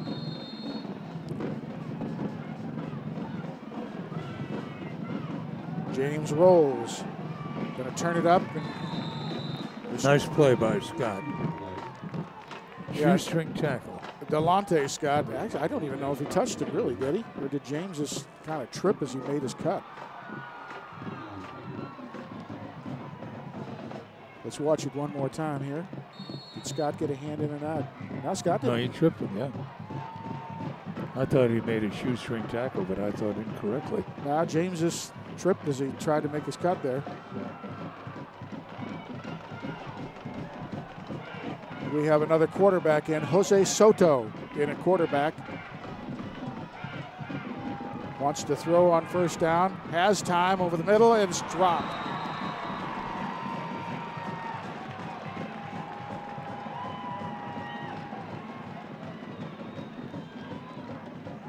Intended for Carl Trigg. Right off the bench, Bob. Look at all the time he had to throw. Oh, man, alive.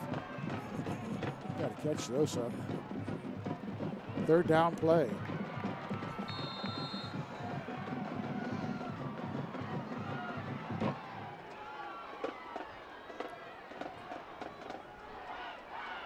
Soto rolls, fires, hits his man to the 20 and down to the 17-yard line. That was Webster on the receive. No, that was, Victor on the receiving end of that. We'll have 4th down and about 14 yards to go. They're going to send in the field goal team. Juan Villatoro, who has 1 field goal this year, 18 extra points. They're going to spot the ball in the 24, so a 34-yard field goal try. A wind at his back now. High snap, brings it down, and it is no good. Got the height and the distance, but not the accuracy. So the Cardinals not able to take advantage of that turnover with that drop punt. And as a result, the Vikings, with a good stop, will take over on the 20-yard line.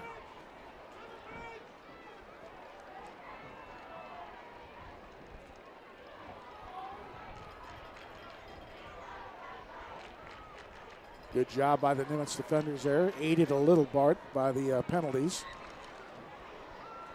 Let's see if Soto stays out there at quarterback. But right now, you know Scott will stay out there as he hands the ball off to Allen up the middle.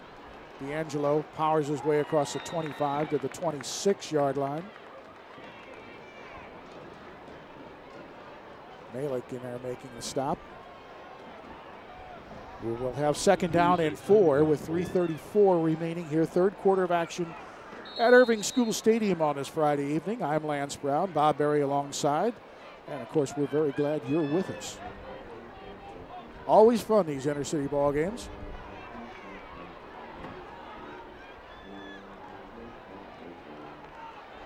Scott, hands off, up the middle, and running to the 29-yard line that time. Mr. Henry. Yeah. Jordan Henry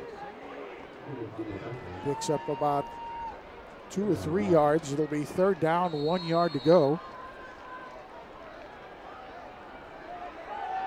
20 on the play clock as Clark looks at his cheat sheet. 2 men in the backfield. Ooh. Bad snap. Clark picks it up, going to have to run. Clark is not going to be there. Out of bounds, 2 yards shy of the first down.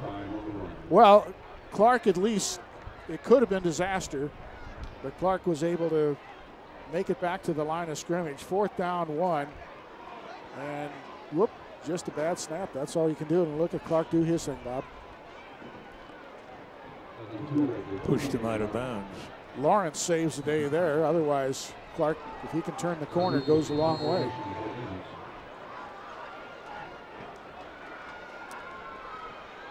So James Rodriguez will punt the football away. Good snap. Rodriguez, not a very far kick at all. End over end. And the Vikings will down it at the 47-yard line.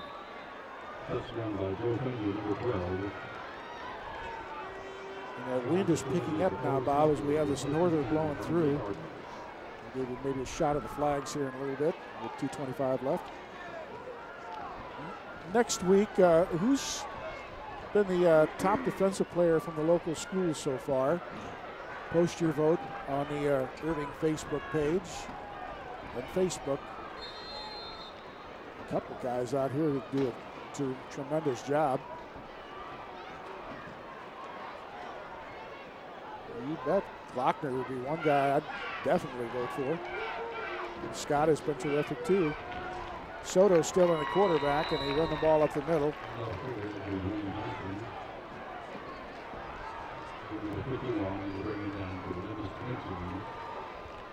So Coach Basil decides to make a switch to Soto here because the offense, let's face it, has just not been able to get going with James. No gain, second down. Open backfield as Soto looks it over.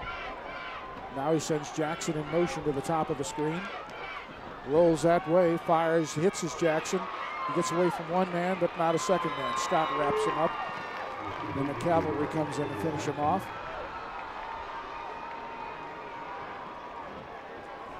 And we have a player down. Looks like Michael Scott.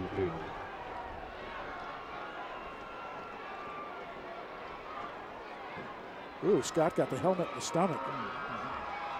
That's not fun.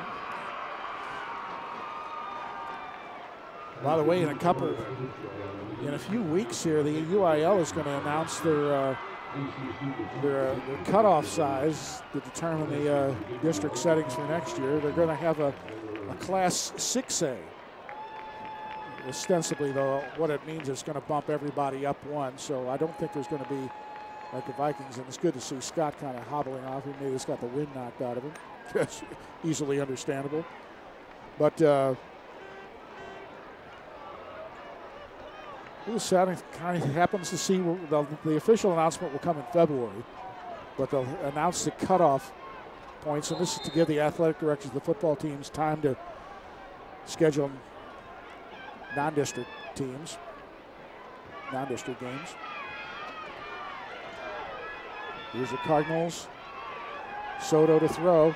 Going to have to run.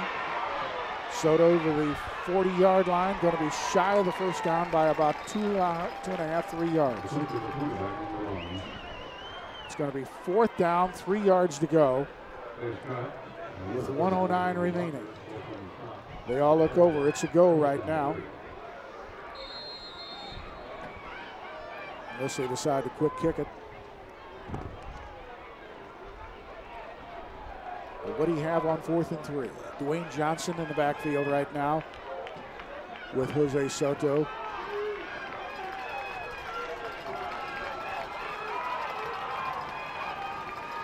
Soto fumbles it, falls on it, and that's it.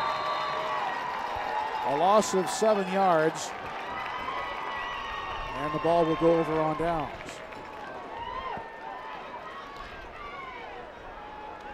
This last exchange of downs by these two teams pretty well summarizes this entire game.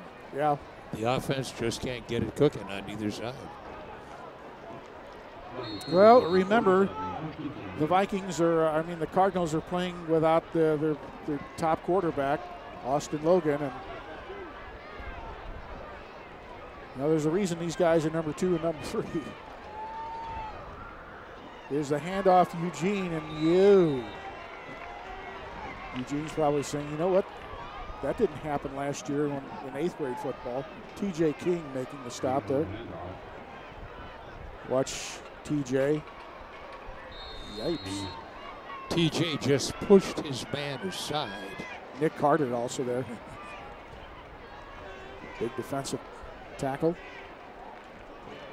And that, ladies and gentlemen, is going to end the 3rd quarter of action here at Irving School Stadium as the Vikings leading the Cardinals by a score of 14-7. We'll be back in a moment.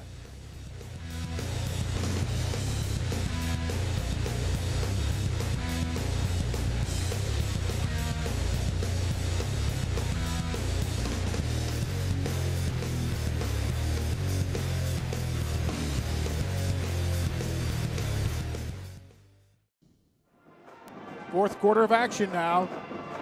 2nd down and 10 for Nimitz. Clark hands off Allen with a big hole up the middle. 1st down to the 40-yard line.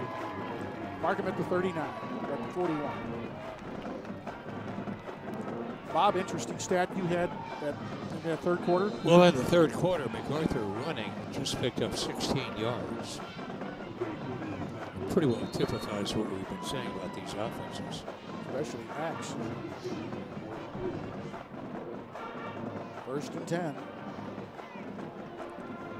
Kuzak lines up at the tight end this side. That flag's down everywhere. It'll cost the Vikings 5 yards. And I wonder, Bob, obviously, losing the quarterback. I think from the previous spot remains 1st down. But I wonder how much, too, as I spoke in the pregame about the X factor, the fact that Brian Rogers knows this Cardinal offense so well and the Cardinal players so well. He knows what they can and cannot do. And so far, offensively, Mac has not done squat in this ballgame. The only touchdown they got as a result of the Vikings fumbling that ball at the 3-yard line and them getting it in. Offensively, though, Mac has not been good tonight. 1st and 15. Here's Clark keeping up the middle and getting those 5 yards back. It'll be 2nd down and 10.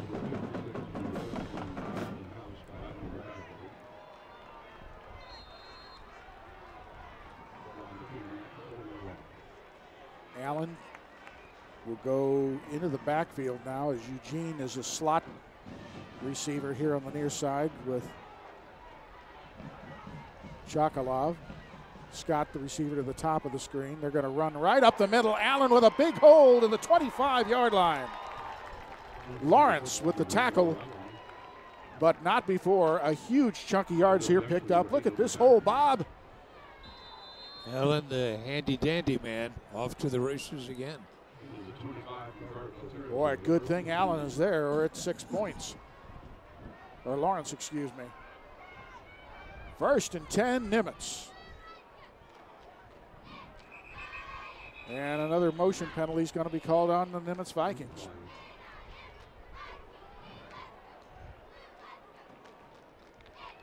No, it looks like it's going to be offsides against Cardinals this time. Illegal procedure on the defense. They're yelling disconcerting signals for the snap. It's a 5-yard penalty. Remains first down.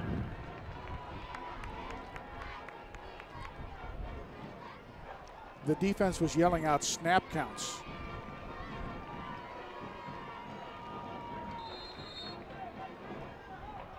And that is verboten. And it's also illegal.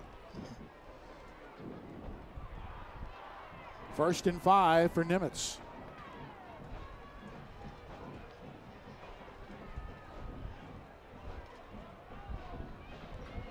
They run Allen up the middle for 2 yards. Actually 1 yard. 2nd down and 4.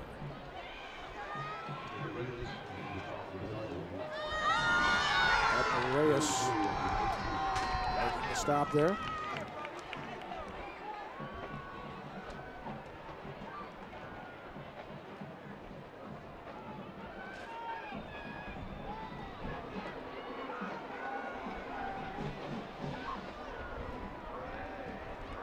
Clark running the belly series. Oh! He loses a yard that time. What a fine defensive play by Fuhala. Sion Fuhala, the senior defensive end, wrapped up Clark before he could really get going. As you can see, he faked our cameraman, but he did not fool Fuhala. 3rd down, 4 yards to go. They run up the middle, no hole this time as Allen has stopped, maybe even for a loss of a yard. 4th down, the wind is at your back. Do you try a field goal? Yes, they're bringing in Gasco. It'll be about a 36-yard field goal try.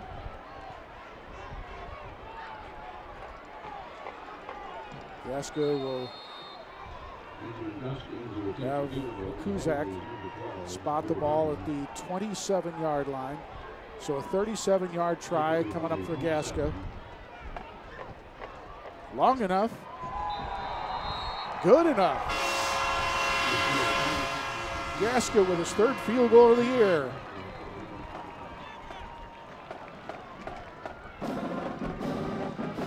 As Nimitz has the 10-point lead.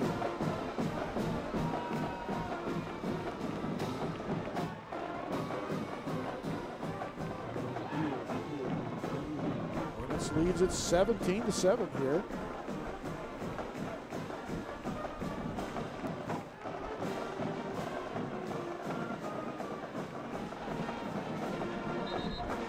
Vikings.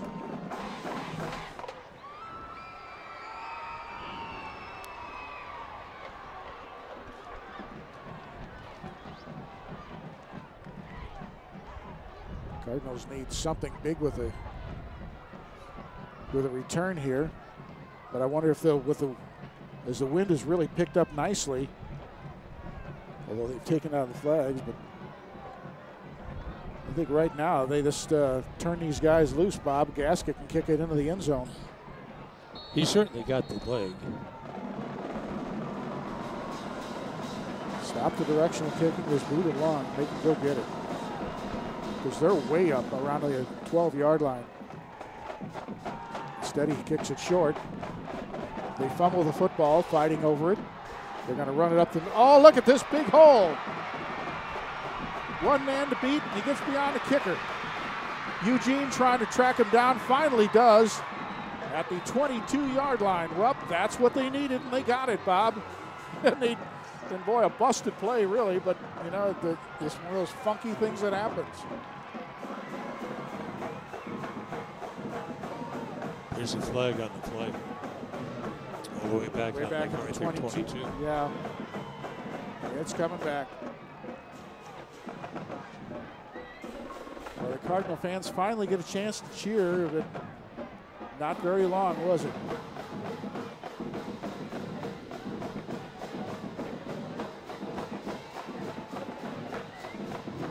Probably one of those. Look in the back on the receiving team, number 31. Penalties 10 yards from the spot of the foul. First down. Let's watch it again, Bob. Well, it was thrilling when it happened. We're not going to see the penalty here. There goes the flag. It may have been the block on Shakalov. But it was fun to watch, wasn't it? Marcus Haygood, good job there. And here come the Cardinals now as they give the ball to Henderson, trying to turn the corner. Henderson does, gets the first down. One of the best running plays the Cardinals have had tonight. And this is not good news. Brandon Mays is hobbling off the field. Now he seems to be doing a little bit better. I guess that was a slight twinge there.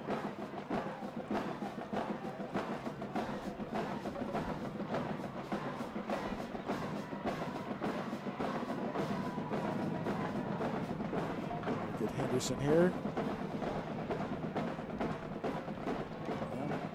Nice tackle that time by Simpson. Fortunately, young man's okay. So Henderson will go out. Dwayne Johnson will come back in at running back.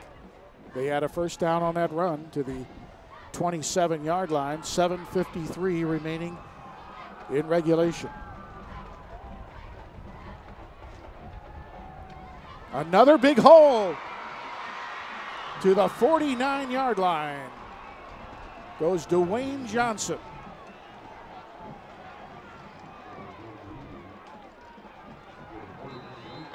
Sprung him loose here, Bob.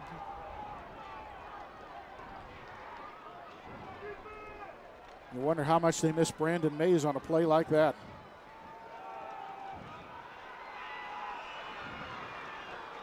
Carrying around the right side. They bring in some new players. Juan Torres coming in for Nimitz. But they picked up about 11 yards on a first down. So all of a sudden the Cardinal running game has really picked it up here.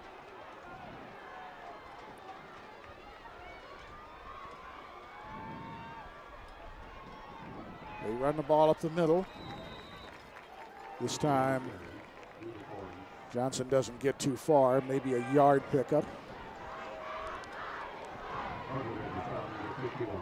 And now Miles McCormick, the starting left tackle, is limping as he leaves the ball game.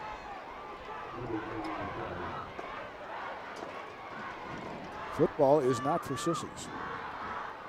Second down, 9. Play action. Soto fires, has his man. Caballero to the 30-yard line and a first down.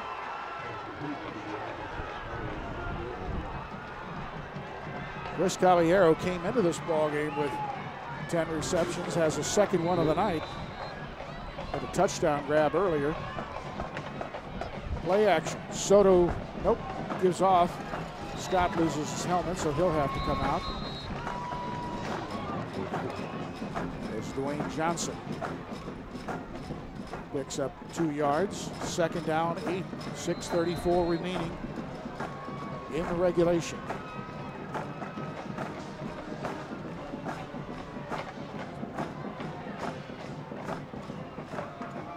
Soto hands off. Johnson, the late flag comes out. Boy, that is late. Wow.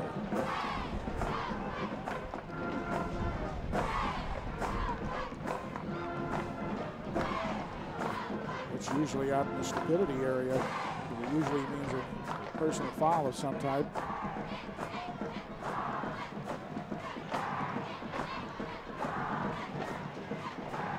Let's see.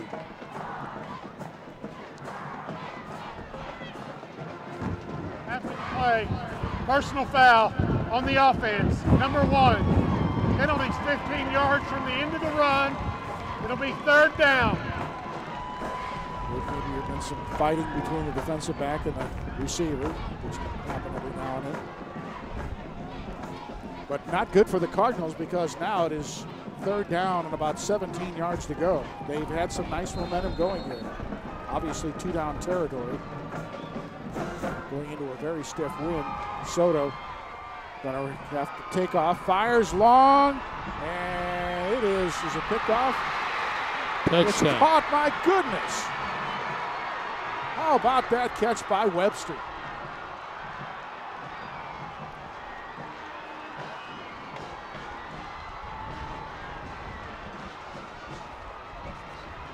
In the immortal words of Keith Jackson, whoa, Nelly. That was a heck of a catch by Webster. And quite a throw by Soto. Caballero will try to make it a 3-point game. Ooh. Does he do it? Got it. He did. Whoa, that was an important kick. 17-14 is your score. Here's Soto.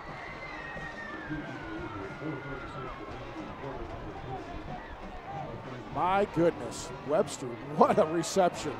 Great concentration by Mikel. And when Soto throws this ball, both his feet are up in the air.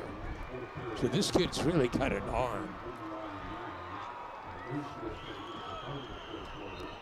I think the Cardinals have found their starting quarterback for the rest of the season. I think he kind of nailed it down right there, Bob.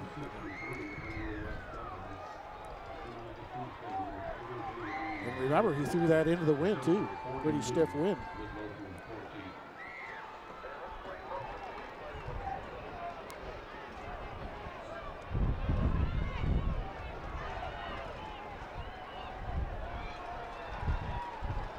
So now the Cardinals trail by a field goal, 6:02 remaining in regulation.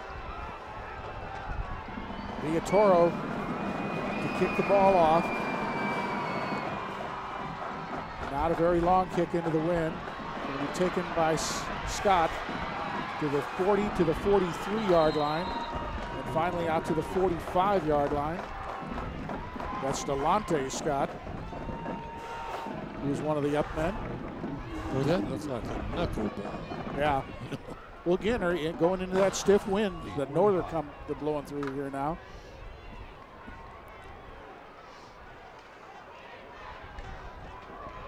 I don't know how cool it is out there, but it's supposed to go down into the 40s, I think, tonight. So Clark wants to get some first downs, eat some clock, and, of course, eventually score a touchdown. Allen, the ball carrier, and Allen is hit immediately. Maybe picked up a half yard, but Nick Malik was all over him. Watch number 21 here. Good job by Nick. Calvin House polishes him off. Give me yard pickup, 2nd down, 9. Clark hadn't thrown the ball in a while. We'll see if he does here. Rolls, does fire. Allen can't come up with it. Not a great pass, threw it behind him. And Allen lost his footing as the ball was thrown. Yeah, I think he was trying, though, to come back and adjust for it.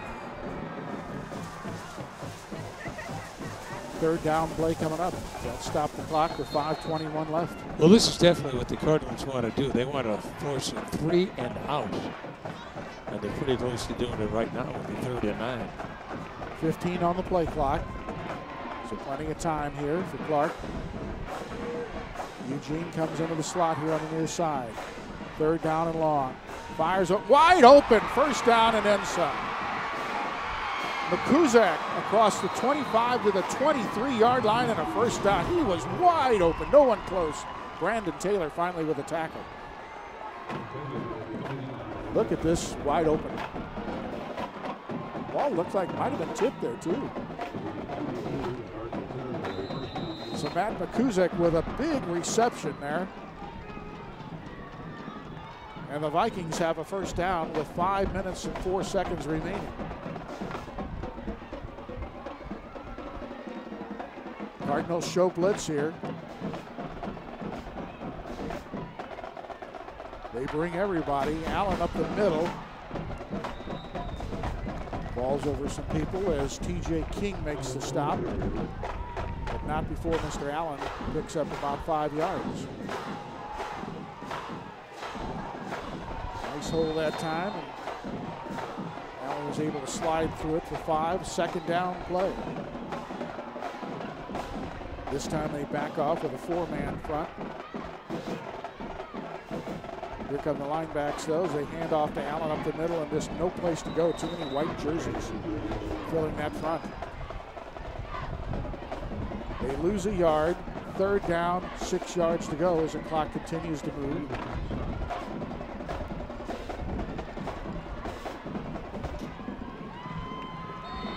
Lawrence comes out, Newman comes in.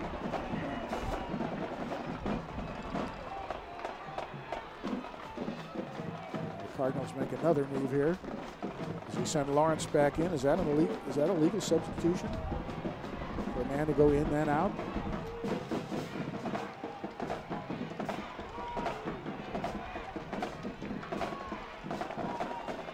Eugene, the ball carrier. And the freshman. Great run. He's going to be close to a first down. We'll see where they spot it. Officials are going to take time for a measurement. MacArthur calls a timeout because they want to stop this clock. It's going to be short. Just a great run, Bob. It is. They grab him around the arm. It looked like they're going to throw him down, but he spins away from that tackler and then just keeps on going and drives forward. Remember, this is a freshman playing. Picked up 5, so you'll have 4th and 1. Eugene, the running machine. Well,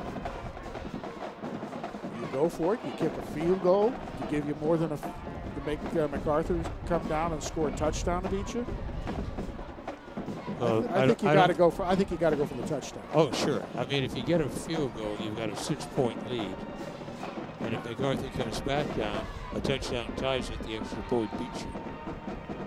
Yeah, but on the other hand, too, Nimitz also has to play for the possible 3-way tie to get a touchdown for the point differential.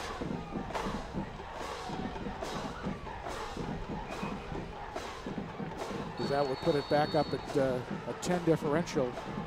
They would be +3 in the point differential at that point, should there be a 3-way tie between Mac and Irving.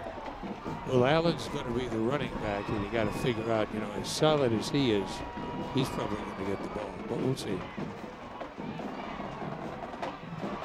Allen, first down, and Allen is going to go for the touchdown, but the late flag comes out. Let's see what that's about.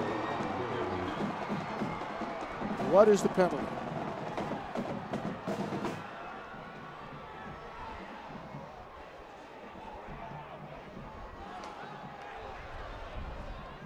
They're going to mark him at the 1-yard line. And apparently somebody is hurt.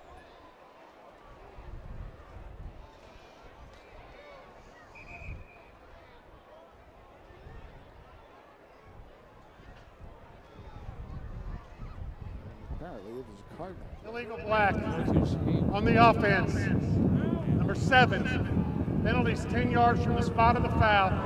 Remains 4th down. You're going to see a late flag come out. A block comes out, I think on Shakalov.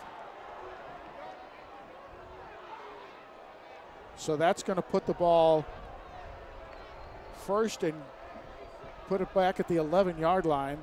It'll be a first down.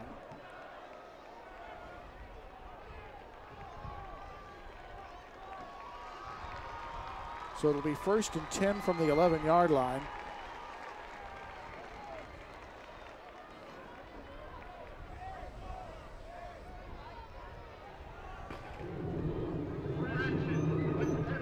First down by the yardage.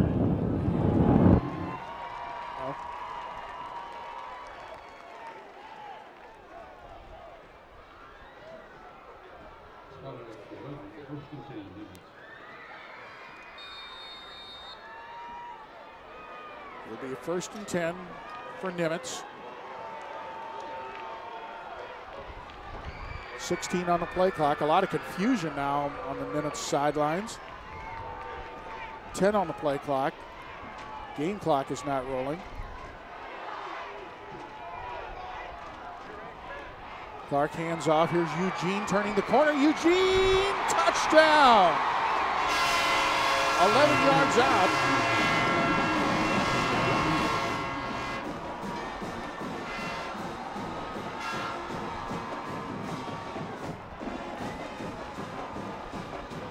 Just wonderful blocking that time, and Eugene able to turn the corner.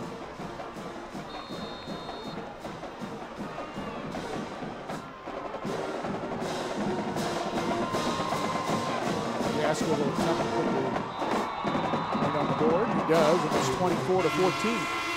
Nimitz. Big drive that time for the Vikings. Let's watch the touchdown run here by Eugene here. As you see him being congratulated.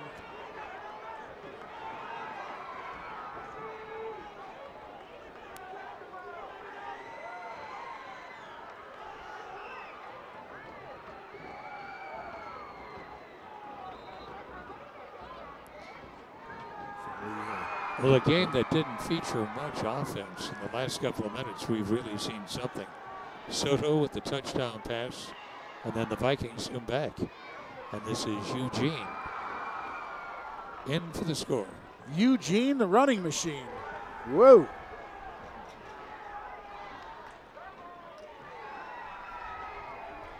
And he gets a nice lead block there to get into the end zone, too. Big play on that drive was the pass to Chocolate, 3rd and 9. And he was wide open down the middle.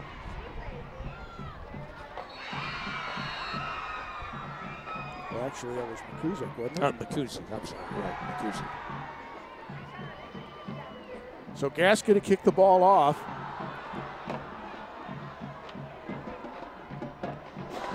This time it's low end over end, taken at the 23-yard line. This is Lawrence looking for some place to run. And Chocolate makes the stop at the 35-yard line. Lawrence is slow getting up. There he goes. So the Cardinals have a long way to go and a short time to get there. They're down by 2 scores, and one of them has to be a touchdown.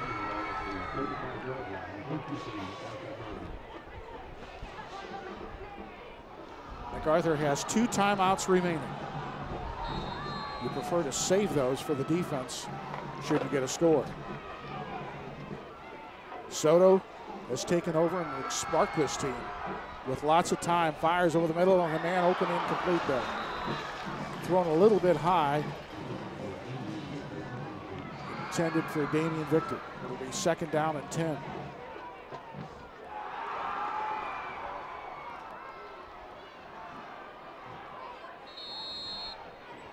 Soto looks at the signals. He brings Dwayne Johnson out of the huddle way out to the near side here as a split end. Soto gets the big rush from Scott, and Scott wraps him up and throws him down at the 29-yard line. That's a loss of 6 yards. As the clock continues to move, it'll bring up 3rd down and 16 yards to go.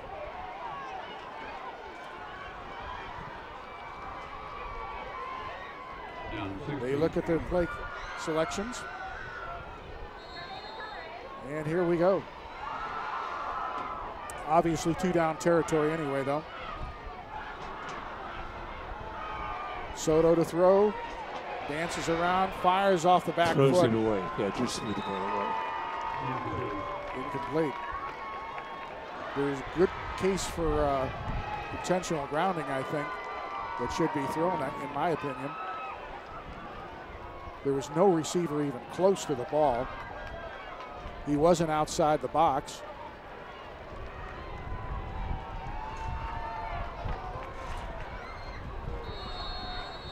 Fourth down, 16 yards to go. Here's your ball game right here.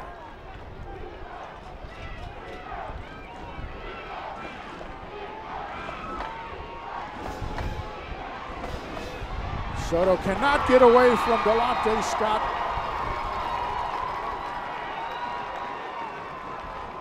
And I think if Don there was here, he'd start singing Willie right now. You can turn out the lights, the party's over.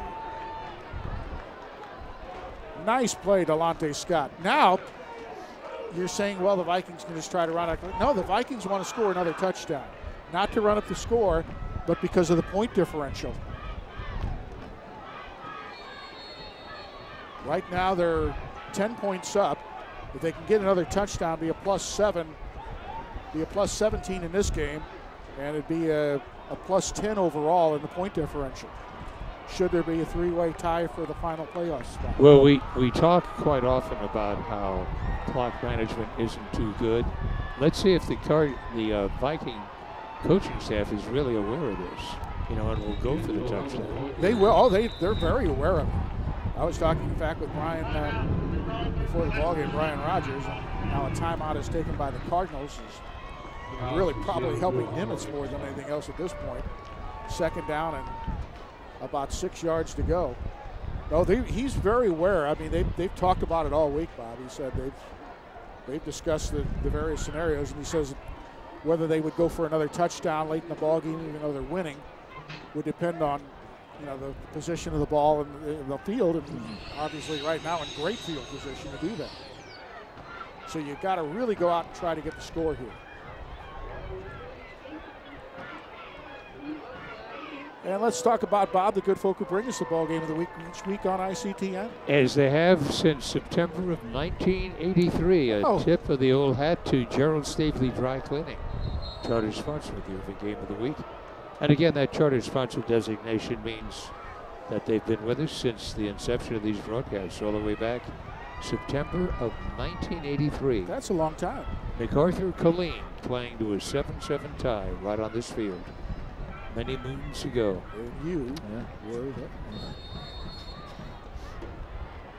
I was still in the valley at that time. Second down, 7 yards to go. Clark hands the ball, and there's no place for Allen to go. And now MacArthur will call their last timeout.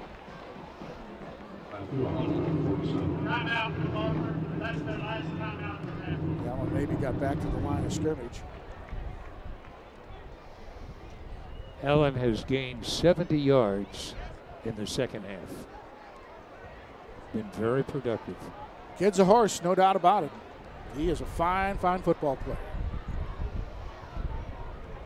Didn't play a perfect game. He had that fumble on the punt return, but you know what? I'm going to cut him some slack on it. Oh, God, a nice guy. So 2 minutes and 3 seconds left.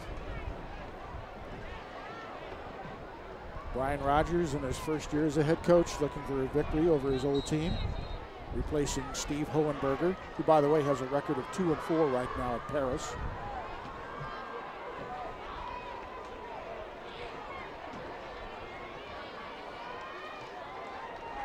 Third down, 7 yards to go.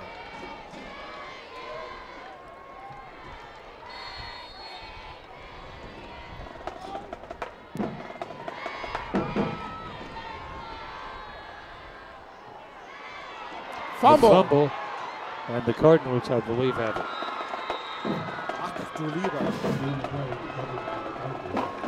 Well, MacArthur doesn't have a timeout left, but they've got the football, and that's the important thing here.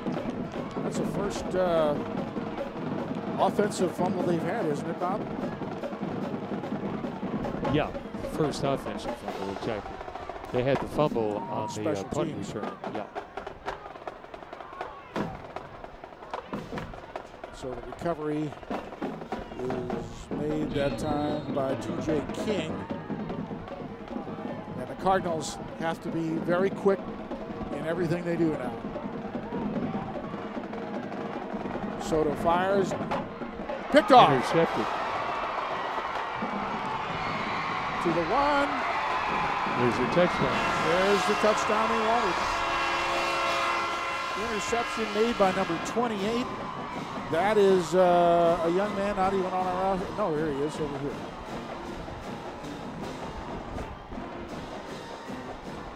He's not even on our roster. Can't help him, folks.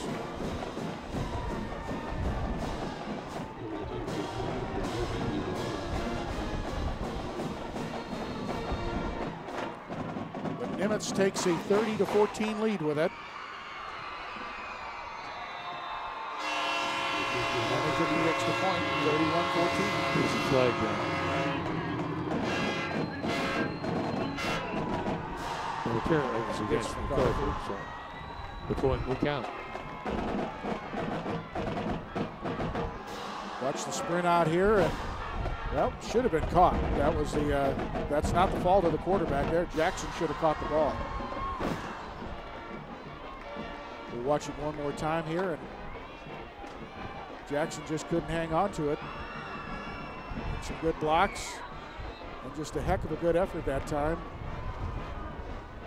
Number 28.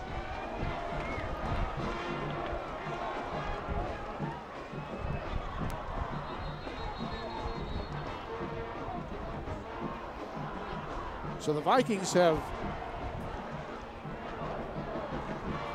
wrapped up the football game convincingly, and they have the 17-point margin, which is the most you can have in the playoff situations, I understand it. I forget whether it's 14 or 17. I've heard both ways. But the important thing is now they'll be plus 10. The best they can do, could have had, is in case there's a three-way tie. They ask you to kick the ball off. He dribbles it down the middle. It's going to be taken by one of the upmen at the 29-yard line. Still going is Carlton Trigg. So Trigg gets the ball out to midfield at the 48-yard line. 1st and 10.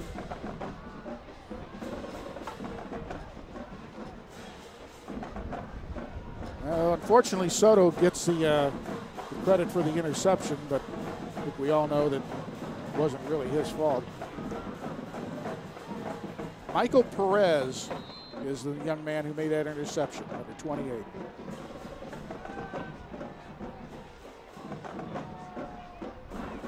Soto runs and fires out of bounds.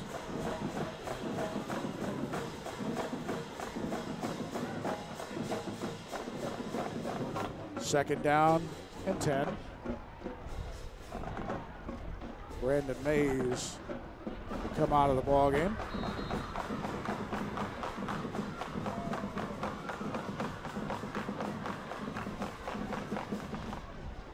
Jose Soto in the open backfield.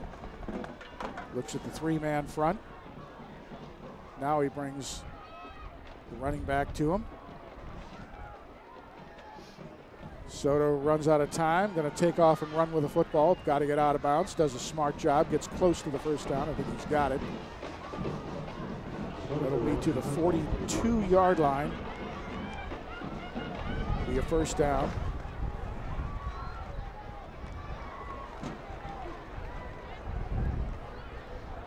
Clock is stopped since he got out of bounds.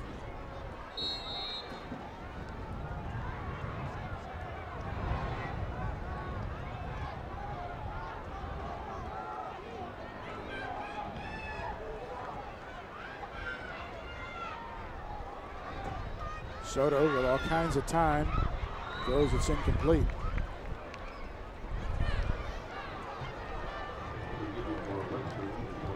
And the Cardinals got to be thinking too about getting that score because they want, they got to think about that point differential too.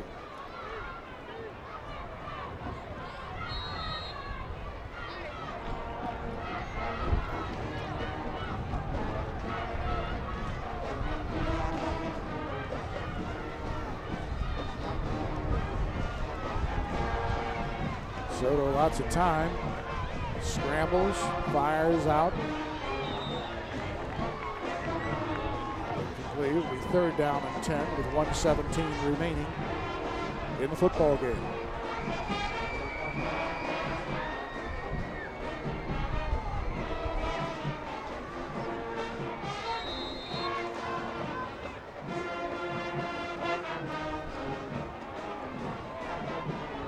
Nimitz on their way to getting their 2nd district victory.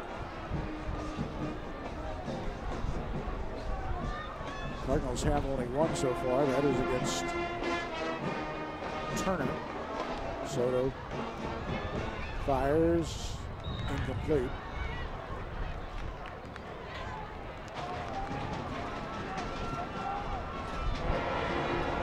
Making a nice effort though on the sidelines. 4th down 10.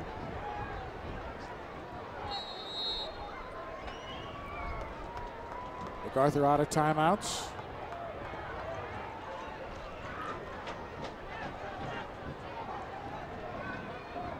And right now they're just trying to get one more touchdown to at least get that point differential different. Get it a little bit lower. Soto on 4th down. Over the middle. Incomplete, and what a hit was laid on. That was just a big-time hit by Jordan Simpson on the intended receiver. It was a perfect throw. It was a good throw, and Victor was right there, but looked like Simpson hit this hit. Oh, that hurt me up here, Bob. Man, Simpson hit him with the shoulder pads, and that, ladies and gentlemen, is all she wrote. Nimitz will take a couple of knees, and this ball game will go in the history books as the Vikings will have the victory. Big victory for Brian Rogers over his old boss, and I'll be interested to hear, Bob, when you talk to him, whether his knowledge of the Mac offense, how big a factor he thinks it was.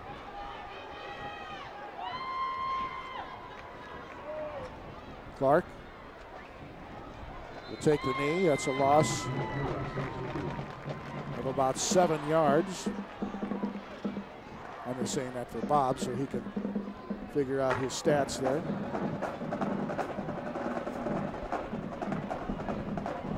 So we'll need 2 more snaps.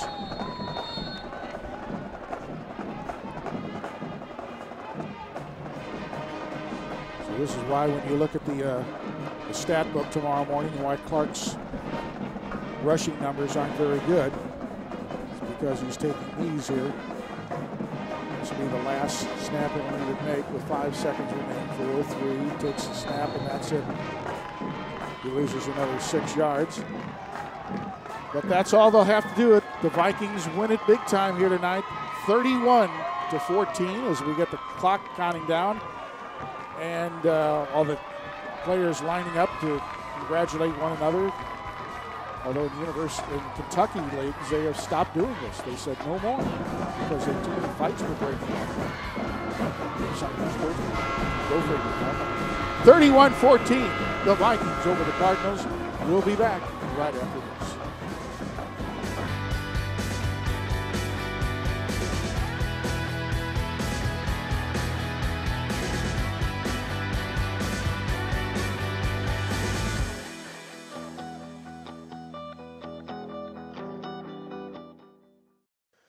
Well, the game is finished just in time there as you see the rain coming down at Irving School Stadium. The Vikings winning at 31-14. Play of the game may have come right here. The Vikings were needing a big play, and they got one. The pass to Makuzek on a 3rd down and long play, and Makuzek gets the 1st down.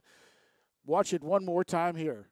Outstanding job as they came up with the big plays tonight when they had to win this football game. Let's go down to the field right now where Bob Berry has Brian Rogers. Bob? Coach, your thoughts on tonight's game? I mean, that's just a great football game. Anytime you get to play a great program like MacArthur, and man, they got after us all night, and that's a great win for Nimitz and the community and our kids. We just keep battling and battling. But I tell you what, if that's high school at its finest football on Friday night, and you got to see it. You obviously have a lot of experience with MacArthur, having coached there. Did that give you something of an edge because you thought you might know what their offense would be? And certainly you know the kids. Absolutely, you know, and they know our offense too. So, but this is a rivalry game. You can throw a lot of that out the windows, and you know both teams are going to battle hard and they're going to compete. Coach Bays on his staff did a great job getting his kids ready, and we came out and did what we had to do tonight. What do you take away from this game other than the fact that you win? That's a district win, and every one of them right now are precious, and we got to, you know, we always talk about it's probably never as good as you think and never as bad as you think. So we'll get back to work tomorrow and try to improve next week and get at, you know, we got Colleyville next Friday, and I'm sure that'll be another good one. Thanks very much, Coach. Thank you. Thank you. Now let's go back to the booth with Lance Brown. All right, thank you very much, Robert. Let's take a look at some of the highlights of this football game. It was a 7-7 ball game until the touchdown here by Allen, punching it in from a couple of yards out, making it 14-7. Then after a field goal, it is the Nimitz Vikings losing a big play opportunity. Here's Webster, makes an outstanding catch in the end zone, makes it 17-14. But then the Vikings come back with Eugene, the running machine. Mark Eugene getting a touchdown, makes it 24-14. And then to top it off, Michael Perez makes the INT here of a tip ball and goes into the end zone for the touchdown. 31-14 is the final. Let's take a look at the final statistics of this ball game. Nimitz with the lead there as far as first downs and yards passing and yards rushing, total yards overall. Nimitz had more turnovers, but they came up with the big plays when they had to tonight, and they won it by a score of 31-14 to keep their playoff hopes alive. MacArthur's still in it, but they would have to win at least 2 more ball games. But they have Irving coming up at the last ball game of the year, and they are going to play, some hard football in between there and that final football game. So we'll see what happens. Long way to go still. Hope you enjoyed the broadcast. This was a good one. For my broadcast partner, Bob Berry, and our entire crew, led by our producer and director, Scott Snyder, my name is Lance Brown. We thank you so much for watching it. Good night from Irving School Stadium.